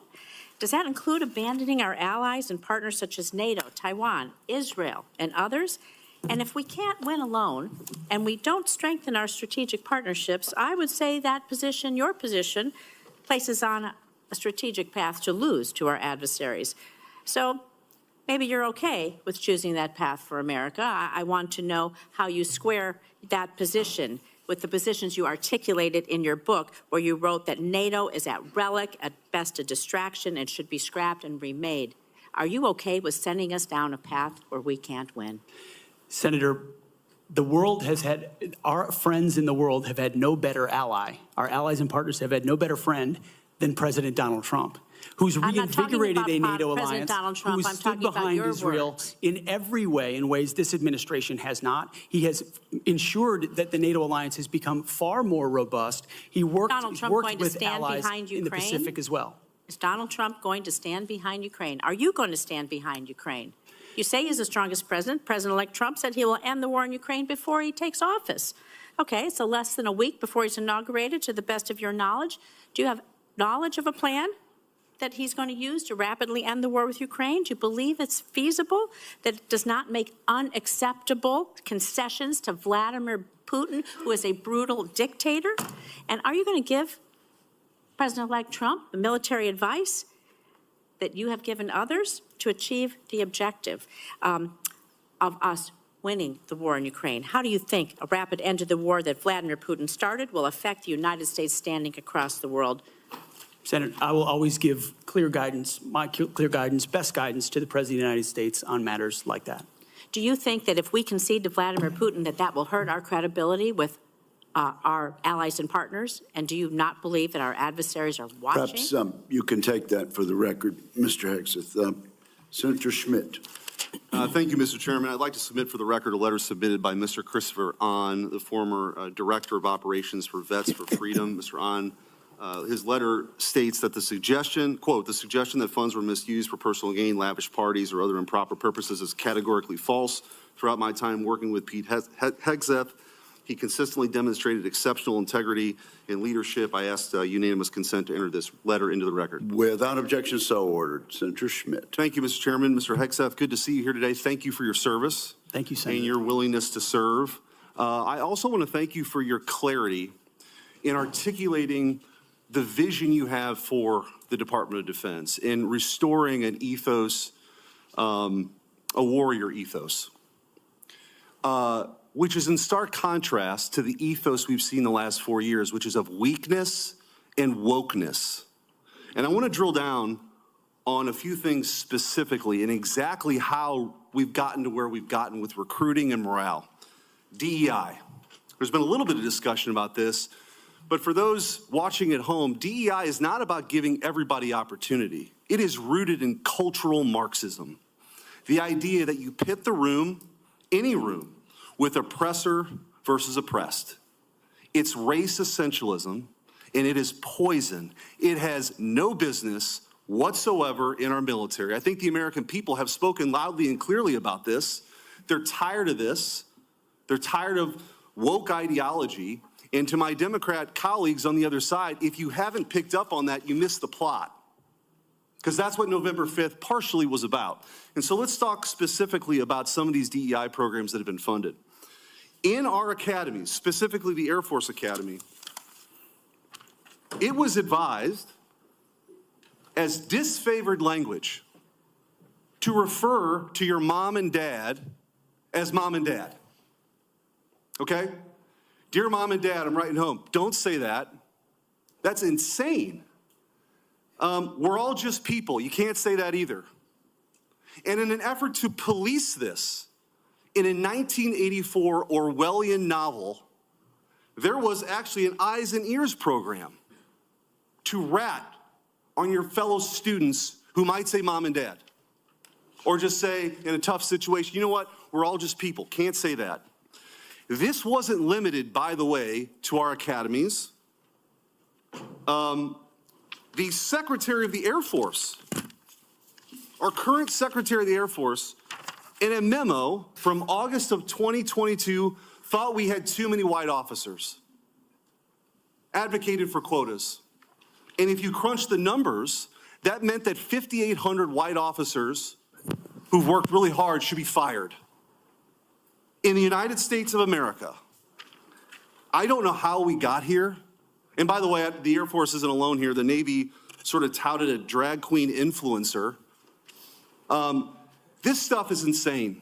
And people wonder why recruiting has dropped off. And let me just go through a few numbers, then I want to get your comments on how we fix this, because it's gone completely off the rails. In 2022, the Army missed their recruiting goal of 60,000 soldiers by over 15,000. In 2023, the Navy missed their recruiting goals by over 7,000. In 2022, the Air Force couldn't meet their standards, their numbers, even though they lowered their standards. They've lowered their standards to meet numbers they still can't get to. Mr. Hegseth, we got to fix this. I think what you've demonstrated today is that you have the talent and the ability and the desire to fix it. How are you going to fix it? Well, Senator, thank you for the question. First and foremost, up front, you have to tear out DEI and CRT initiatives, root and branch out of institutions. 100%. And then you have to put in Army, Navy, and Air Force secretaries and others, civilian positions at the helm, who are committed to the same priorities that the President of the United States is, and if confirmed, the Secretary of Defense will be. Send a clear message that this is not a time for equity. Equity is a very different word than equality. Equality is the bedrock of our military. Men and women, duty positions in uniform, black, white, doesn't matter. We treat you equally based on who you are in the image of God as an individual. And we all get the same bad haircuts. You're not an individual, you're part of a group. Equity prescribes some sort of an outcome based on differing attributes that we have that divide us. What skin color are you? What gender are you? And then infuse that into institutions which manifest in things like quotas, formal or informal, which does what to morale? Sends it in the tubes. And it makes people feel like they're being judged by something other than how good they are at their job, which is poisonous inside institutions. So on top of this recruiting crisis, that wasn't enough for this administration. During the COVID hysteria and in their attempt to fire 100,000 people who worked for bigger companies because they didn't get the COVID shot, or to mask 5-year-olds, they decided also to make this a central plank in their policy at the Pentagon. 8,000 well-trained, so we got a recruiting crisis, 8,000 well-trained men and women were fired. Will you commit today, Mr. Hegseth, to recruit these folks back, to give them back pay, and give them an apology from the United States government for how they were disrespected? Senator, I will commit to this because the Commander-in-Chief has committed to this, that not only will they be reinstated, they will receive an apology, back pay, and rank that they lost because they were forced out due to an experimental vaccine. Thank you, and I'm a limited time, but I just want to say, for all the talk of experience and not coming from the same cocktail parties that permanent Washington is used to, you are a breath of fresh air. And again, if you weren't paying attention to what this election was all about, it was about the disruptors versus the establishment. And the American people have had enough of business as usual for the same people that we line up for these same jobs who give us the same results. We need somebody who's going to go in there and fight for innovation, fight for change. I think you're that person, and I appreciate your willingness to sit here and listen to some of these undignified attacks. It's ridiculous. Thank you. Captain Mark Kelly, you're recognized. Thank you, Mr. Chairman. Congratulations on your chairmanship. I want to make a request to the committee that we have a second round of questions. Pursuant to the bipartisan staff agreement that we reached late last year, this will be one round of 7-minute questions. Thank you. Thank you, Mr. Chairman. I'll be happy to recognize my colleague, Mr. Reed. I think it's important to note for the record that when Secretary Hagel was here, we had 3 rounds of questioning. When Secretary Carter was here, we had 2 rounds of questioning. And I cannot recall any time where I have denied, as the chairman, a member to ask for a second round and receive the second round. So we are, I think, violating the principles of the committee, and I just want to go on the record. And your comment is noted. Thank you. Mr. Hegseth, thank you for being here today. Thank you for your service to this country. Thank you, Senator. Few nominees come into this room with all the necessary experience to do this job, to be Secretary of Defense. We get that. It's a reflection on just how big of a job this is. What I want to understand is whether or not you bring any of the necessary experience that this job requires. And here's where I'm concerned. Senator Coleman, in introducing you, and this is a quote, he said, "He has struggled and overcome great personal challenges," unquote. You walk in here saying that you've had personal and character issues in your past, including heavy drinking, which you wrote about. And you said, and this is a quote from you, that you said, "I sit before you as an open book." Yet you haven't actually said what personal challenges it is that you've overcome when you've been asked about them. So I'm going to give you an opportunity here to be as forthright as you say you want to be. So while leading concerned veterans of America, there were very specific cases cited by individuals about your conduct. I'm going to go through a few of them, and I just want you to tell me if these are true or false. Very simple. On Memorial Day 2014, at a CVA event in Virginia, you needed to be carried out of the event for being intoxicated. Senator, anonymous smears. Just true or false? Very simple. Summer of 2014 in Cleveland, drunk in public with the CVA team. Anonymous smears. I'm just asking for true or false questions, true or false answers. An event in North Carolina, drunk in front of 3 young female staff members after you had instituted a no alcohol policy and then reversed it. True or false? Anonymous smears. December of 2014 at the CVA Christmas party at the Grand Hyatt at Washington, D.C., you were noticeably intoxicated and had to be carried up to your room. Is that true or false? Anonymous smears. Another time, a CVA staffer stated that you passed out in the back of a party bus. Is that true or false? Anonymous smears. In 2014, while in Louisiana on official business for CVA, did you take your staff, including young female staff members, to a strip club? Absolutely not. Anonymous smears. So,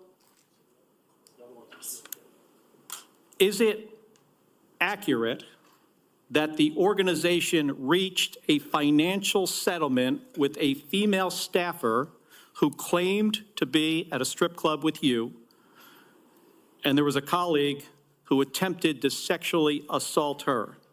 Was there a financial settlement? Senator, I was not involved in that. I don't know the nature of how that played out. But you understand there was a financial settlement for a young female staffer who accused another member of the organization, not you, of sexual assault in a strip club. We have multiple statements on the record referring to that. But you claim you were not there when that occurred. Absolutely not. Now, the behavior I cited, if true, do you think that this behavior of intoxication, going into these type of establishments, women on your staff being so uncomfortable that they have to file these sort of harassment claims, do you think this is appropriate behavior for a leader? Senator, the overwhelming majority of anyone who's worked for me, including the on-the-record statements that have been submitted to this, with their name on it, on the record, men and women who worked with me every day, are the overwhelming preponderance of evidence that testify to my leadership and professionalism in leading Vets for Freedom and Concerned Veterans for America. My Okay. leadership has been completely impugned on these veterans organizations that did fantastic work. Mr. on behalf Hegseth, of I'm not men even and going to women go fighting into overseas the, I'm not even and going to go into the advocating, and we managed our accusations. financial books with integrity across the board. How many people, everybody who runs a campaign. I have limited time. I'm not going to get into the accusations that come from Fox News. Now you have some of your Fox News colleagues here. There were multiple instances of accusations against you about drinking on the job. All coming anonymous, in. all false, all refuted by my colleagues who I worked with for 10 years at 6 a.m. to 9 p.m. and everything The in challenge here between, for me, and Mr. said Hegseth, they've only seen me be professional is when there is every discussion single time. about personal challenges, and you admittedly had issues with heavy drinking. It's hard to kind of square this, to square the circle here. It's kind of a difficult thing to do. Let me ask you, if I have about 90 seconds left here, if you had to answer these questions about sexual assault against you and your drinking and your personal conduct, would it have been different if you were under oath? Senator, all I'm pointing out is the false claims against me. Okay, I take it you do not want to answer that question. I walked into this hearing this morning concerned that you haven't demonstrated adequate leadership in your civilian roles. And this is a dangerous world we're living in here. And America cannot afford a Secretary of Defense who is unprepared for that mission. I'm going to leave with concerns about your transparency. You say you've had personal issues in your past, yet when asked about those very issues, you blame an anonymous smear campaign, even when many of these claims are not anonymous. Which is it? Have you overcome personal issues, or are you the target of a smear campaign? It can't be both. It's clear to me that you're not being honest with us or the American people because you know the truth would disqualify you from getting the job. And just as concerning as each of these specific disqualifying accusations are, what concerns me just as much is the idea of having a Secretary of Defense who is not transparent.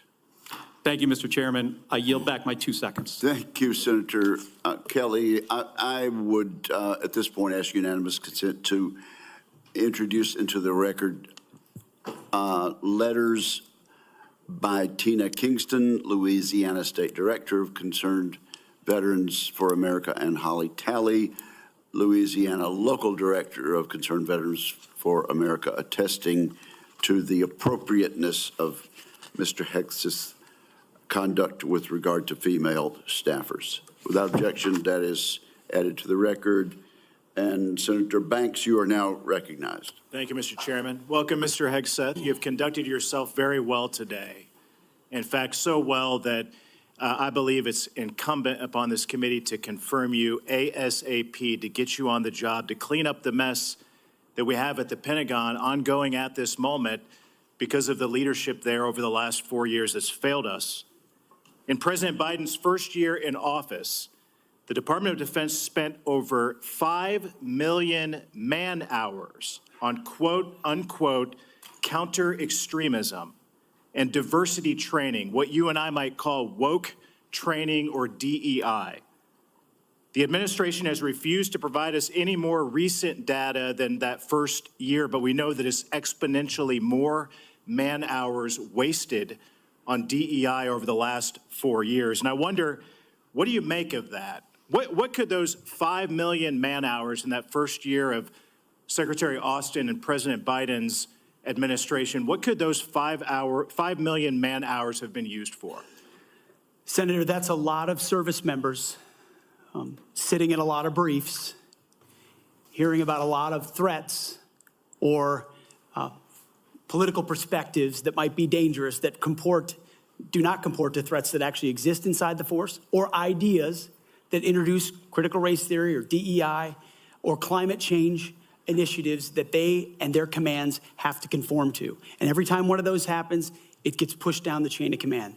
That also includes new layers of leadership that have been created under this administration, committed to enforcing those types of DEI and CRT initiatives. So we hear 5 million man hours, and that sounds like a lot. The more troubling aspect is how many training hours that takes away from a company commander or battalion commander or a wing commander who's out there trying to maintain their force, which is already constrained because of what the Biden administration has done to the defense budget and defense capabilities.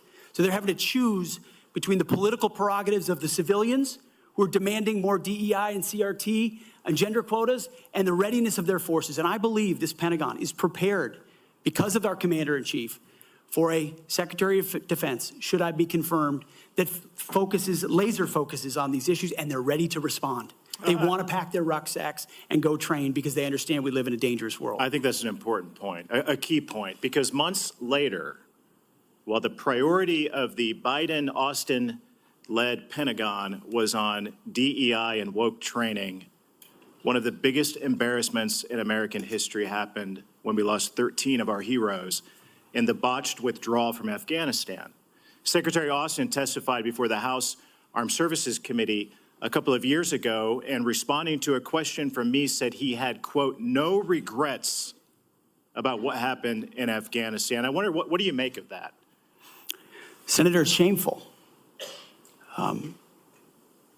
They still tout it as the most successful airlift in American history, when what the rest of us all saw was true laid before our eyes. Utter failure, a destruction of a military legacy there, abandonment of our allies, death of American troops, detriment to our reputation, and then no answers and no accountability on the other side. And then what was unleashed because of what happened in Afghanistan? The October 7th attacks, an invasion into Ukraine. The world recognized weakness for what it was. And who bore the brunt for it? The troops on the front lines at Abbey Gate doing an impossible job, whose external security was the Taliban, because there was no actual plan for this under the Biden administration. And yet, not a single person, the only person held accountable in those moments was a Marine Corps lieutenant colonel who had the courage to stand up and say someone should be held accountable for that. His name is Stu Scheller. No one else involved has ever taken accountability for it. When that microcosm becomes the reality of the perception of the American military or America's commitment to victory and success and positive outcomes, the world responds to that. President Trump is going to restore real deterrence by bringing a real warrior culture back, rebuilding our military, and ending wars properly. And if we have to fight them, winning them decisively. I served in Afghanistan, you served in Afghanistan. 75% of our nation's veterans disagree with how the withdrawal from Afghanistan was handled, the embarrassment of it. What that's done, I believe, has directly impacted our historic recruitment crisis in this country, without a doubt. And you've already talked about that, but how do we fix it? How do we bring pride back to wearing the uniform for the next generation, to inspire them to do what you and I did, to raise our right hand and take that oath and serve this great country? I really do think it comes back to strong, clear leadership, patriotic, pro-American leadership that says we're not going to focus on all the other political prerogatives. That's why we all have political perspectives. I said this before and I'll say it again. In uniform, none of that matters. You wear green, you wear blue, you bleed red. That's it. Who you vote for doesn't matter.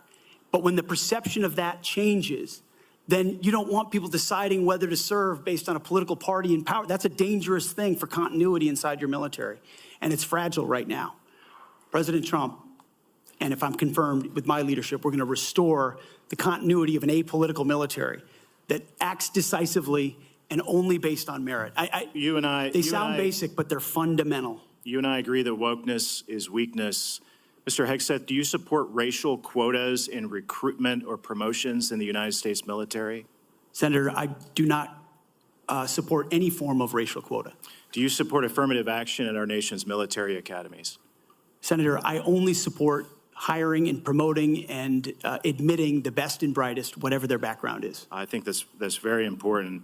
Mr. Hegseth, Lloyd Austin, the secretary, later went AWOL. He disappeared for days and never told the president, didn't even inform the president's chief of staff that he was going into the hospital. Would that ever occur on your watch? No, Senator. I know in any one of my jobs, if I had decided to go AWOL for even a day or two in uniform or around that, that would have been a concern. I believe accountability matters. No one to this day has ever, as you've said, been held accountable for what happened in Afghanistan. It was embarrassing to this country. It's impacted this country greatly. And I applaud you and President Trump for bringing accountability back to our Pentagon. With that, I yield back. Chair recognizes the distinguished ranking member for unanimous consent request. Mr. Chairman, I would like to submit an article discussing some of the issues of readiness and DEI. There has been a comment that 5.9 million man-hours have been used for DEI. General Maya clarified that that is an estimate out of more than 2 billion man-hours that the Department of Defense invested during the time period. Where is this published, sir? This is published by Megan Myers, and I will get the okay. Military.com, I'm sorry. Without objection, it will be admitted to the record. Thank you, Mr. And Senator Slotkin, welcome to the committee. Thank and you. Your record. Thank you, Senator, and thank you for referencing the great Carl Levin as you introduced me. We miss him in Michigan. For those who I haven't met in my 1 week that I've been sworn into the Senate, I'm a CIA officer recruited after 9/11. I did 3 tours armed in Iraq alongside the military. And have worked for 4 different secretaries of defense, both Democrat and Republican, proudly, and watched them make decisions that literally determine the life and death of Americans in the dark of night. I'm also a Democrat representing a state that Trump won, right? We both won on the same ballot. So I understand that President Trump has the right to nominate his people. We are going to have policies that we disagree with. All of that, to me, comes very standard. What I think I'm most concerned with is that no president has the right to use the uniformed military in a way that violates the U.S. Constitution and further taints the military as that apolitical institution that we all want, right? And our founders designed the system so that, we had posse comitatus, that we weren't going to use active duty military inside the United States and make American citizens potentially scared of their own military. We went through our own experience with that with the British. As the Secretary of Defense, you will be the one man standing in the breach should President Trump give an illegal order, right? I'm not saying he will, but if he does, you are going to be the guy that he calls to implement this order. Do you agree that there are some orders that can be given by the Commander-in-Chief that would violate the U.S. Constitution? Senator, thank you for your service. But I reject the premise that President Trump is going to be giving illegal orders. No, I'm not saying he will, but do you believe there is such a thing as an illegal order that Joe Biden or any other president, Donald Trump, could give? Is there anything that a commander-in-chief could ask you to do with the uniformed military that would be in violation of the U.S. Constitution? Senator, anybody of any party could give an order that is against the Constitution or against the law. Right. Okay. Are you saying that you would stand in the breach and push back if you were given an illegal order? I start by saying I reject the premise that President Trump will be giving you've done your any genuflecting illegal to him, orders at all. This isn't a hypothetical, okay? Your predecessor in a Trump administration, Secretary Esper, was asked and did use uniformed military to clear unarmed protesters. He was given the order to potentially shoot at them. Helos flew low in Washington, D.C. as crowd control. He later apologized publicly for those actions. Was he right or wrong to apologize? Senator, I was there on the ground. I saw the understand, and I respect that. I've been there. But you're about to be the Secretary of Defense that was involved in that moment. I was also he right to? So he was legality and the Constitution. Sir, was he right or wrong to have. apologize? I'm not going to put words in the mouth of Secretary Esper or anybody else. No, he said them himself. You don't have to. What are you scared of? Did he do the right thing by apologizing? I'm not scared of anything, Senator. Then say yes or no. You can say no. I'm interested in upholding the laws and the Constitution Okay. in any So particular Donald scenario. Trump asked for the active duty 82nd Airborne to be deployed during that same time. Secretary Esper has written that he convinced him against that decision. If Donald Trump asked you to use the 82nd Airborne in law enforcement roles in Washington, D.C., would you also convince him otherwise? I'm not going to get ahead of conversations I would have with the president. However, there are laws and processes inside our Constitution that would be followed. President Trump said in November that he is willing to consider using the active duty military against the, quote, enemy within. Have you been personally involved in discussions of using the U.S. military active duty inside the United States? Senator, I'm glad we finally got to the topic of border security equaling national security, because it's been abdicated and ignored for the last 4 years. That wasn't my question. I'm just asking, have you been involved? You're about to be the Secretary of Defense, potentially. Have you been involved in discussions about using the active duty military inside the United States?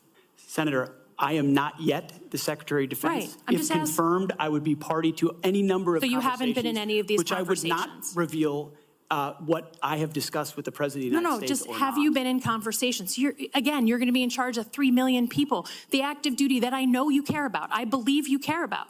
So have you been in conversations about using the active duty in any way, whether it's setting up in detention camps, policing dangerous cities? Have you been involved in any of those conversations? Certainly, I have been involved in conversations relating to doing things this administration has not, which is secure the southern border and not allow floods of illegals to enter our country through an invasion that threatens the American people. And there are ways in which the military is already playing a role in that, to include 5,000 National Guardsmen from Indiana and Texas. We're at the border right now allowing for border security. So there is plenty of precedent duty military for military to members staff enforcing detention our southern centers? border. Our U.S. military is not trained in law enforcement roles. I think you know that, right? We've seen how that mission is difficult for them in places like Iraq and Afghanistan, because that's not the training a uniformed military comes with. Do you support the use of active duty military in supporting detention camps? Senator, everything we will do would be lawful and under the Constitution, but I recognize that this administration has abdicated its responsibility. President Trump is going to restore order at the border, prevent our enemies from invading, and yes, he has said Sir, I get your filibustering. I get it. Part of what happens. In the spirit of preserving the institution that I think we both care about, legitimately, the Uniform Code of Military Justice. I've heard a couple of different things. One, you said you will not change the Uniform Code of Military Justice, which is what governs justice system in the military. Yes or no? You said that earlier. Those are I'm just laws, confirming. Senator, set by Congress. Okay, so you will not go to change it. You will not attempt to change it. You also said that JAG officers are potentially people who put their own interests in their own medals and promotions ahead of the troops. Senator Lindsey Graham was a JAG officer for most of his life. Is that what you believe about those who implement our justice system in the U.S. military? Senator, I was speaking about particular JAG officers I've had to deal with in my military Are experience, you going to get not involved? about a member of the United States Senate. Are you, as Secretary of Defense, going to get involved in the implementation of the U.S. Military Code of Justice? Senator, ultimately, it will be a big part of my job to evaluate decisions vis-a-vis the Uniform Code of Military Justice. Yes. Have you seen fairly. Is CQ Brown on your list in the Warrior boards to be removed from his position?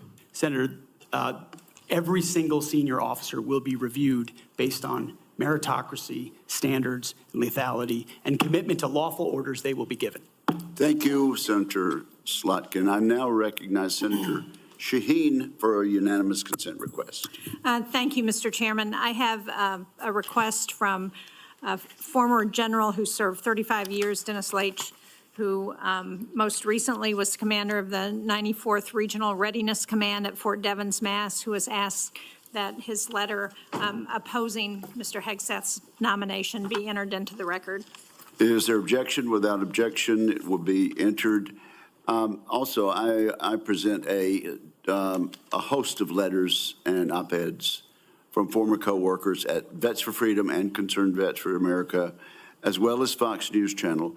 I also have letters and op-eds from many veterans and Iraqis and Afghanis who were helped by Mr. Hegseth.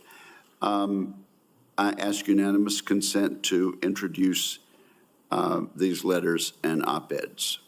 Without objection, is so ordered. Senator Sheehy, you've been very patient. Thank you, Mr. Chairman. Entering a support letter in for Mr. Hegseth, submitted by nearly 90 former soldiers who served with Pete in combat.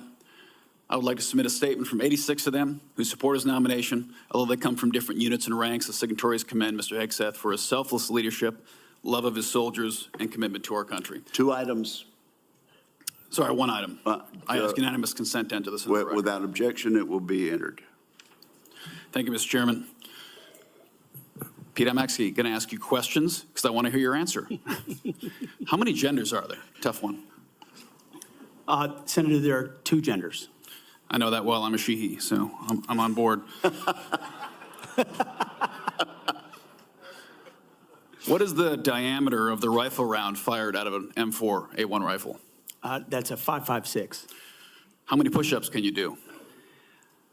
I did 5 sets of 47 this morning. What do you think our most important strategic base is in the Pacific? In the Pacific, Guam is pretty strategically significant. How many rounds of 5.56 can you fit into the magazine of an M4 rifle? Depends on the magazine, but standard issue is 30, Senator. And what size round does the M9 Beretta standard issue sidearm for the military fire? A 9mm, Senator. What kind of batteries do you put in your night vision goggle? Duracell. So right there, you're representing qualifications that show you understand what the warfighter deals with every single day on the battlefield. You understand what happens on the front line, where our troops will be. And what happens, unfortunately, in this country is decisions made in rooms like this, bad decisions, end up in dead 17, 18, 19-year-old Americans. And those Americans rarely come from families that sit in rooms like this. They come from lower, middle-income families who sometimes the military is their only way out. And they join because maybe they want to go to college. Maybe they have no other choice. Maybe they love this country. But for whatever reason, they joined and they side on the dotted line. And when people like us screw up, they don't come home. And that's the one thing that I care about. As you remember when I shut the door, when you came with your entourage, Senator Coleman, I've known for a long time, and you and I sat together, asked you one question. You remember what that question was? Are you going to have the backs of the warfighters? Exactly. What is going to be your #1 priority? And I don't care, frankly, what all these letters and articles say. I've been a part of a smear campaign too, I get it. I care that you're going to have one thing in mind when you sit in that chair in that 5-sided building, and you told me what that was. So with that, you have my support. I'm sorry you have to go through a process like this, but it is one of the most important jobs in the world. We got to make sure you're ready for it. I thank you for your answers. I got one final question that's very important to me. This is more of a technical question, but I think it's to fix the Army in this country is a 1 or 2 year problem. We can make bullets, we can make rifles. Fix the Air Force might be a 5-year problem. To fix our Navy is a decades-long pursuit. How are you going to fix our national?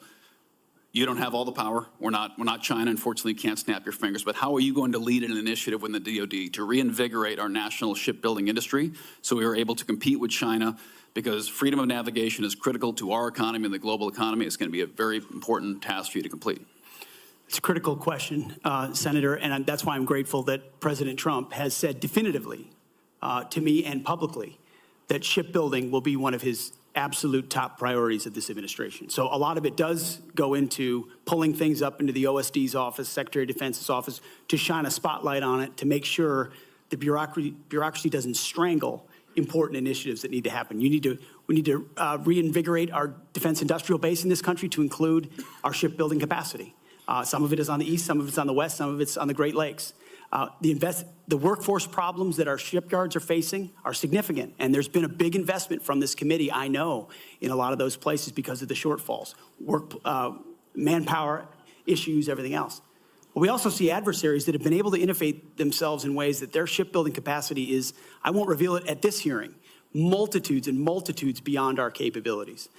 So it needs to be a rapid investment, a rapid fielding, and then we need to incentivize outside entities to fill the gap. We talk a lot about UAVs. UAVs are very important, but there's also a future of UUVs, unmanned underwater vehicles, that will be a part of amplifying the impact of our Navy, because this administration has allowed our number of ships to drop below 300. It sets a projection of 340 or 350, but doesn't create the capacity to actually address it. And so if we're going to defend our interests, our allies, and put America first, we're going to have to be able to project power. That means shipbuilding. It means historic investments in our defense industrial base there.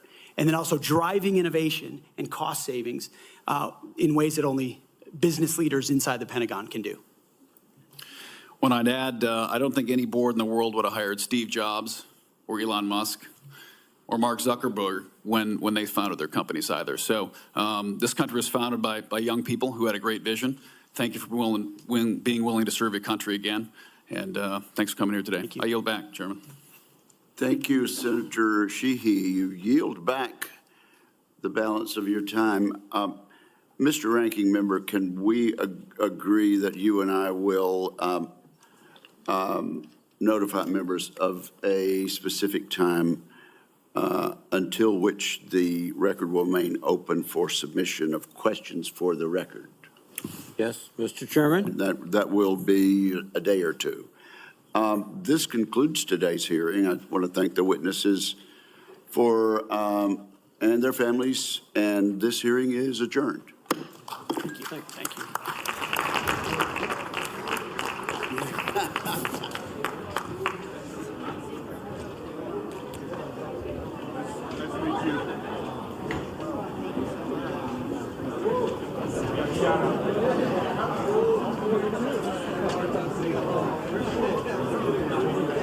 There's a ton out there, yeah.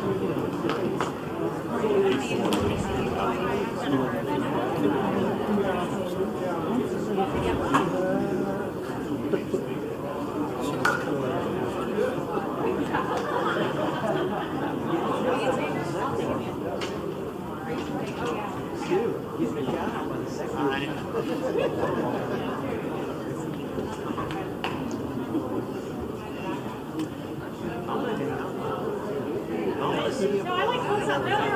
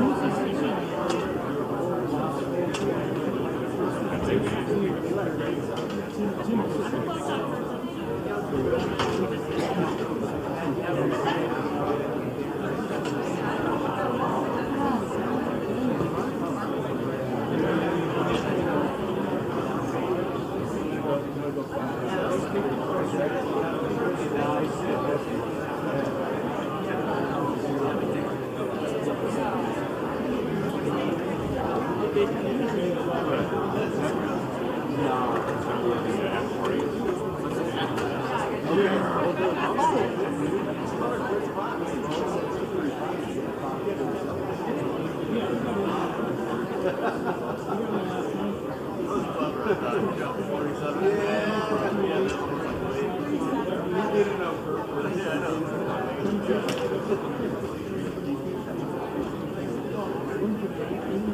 know.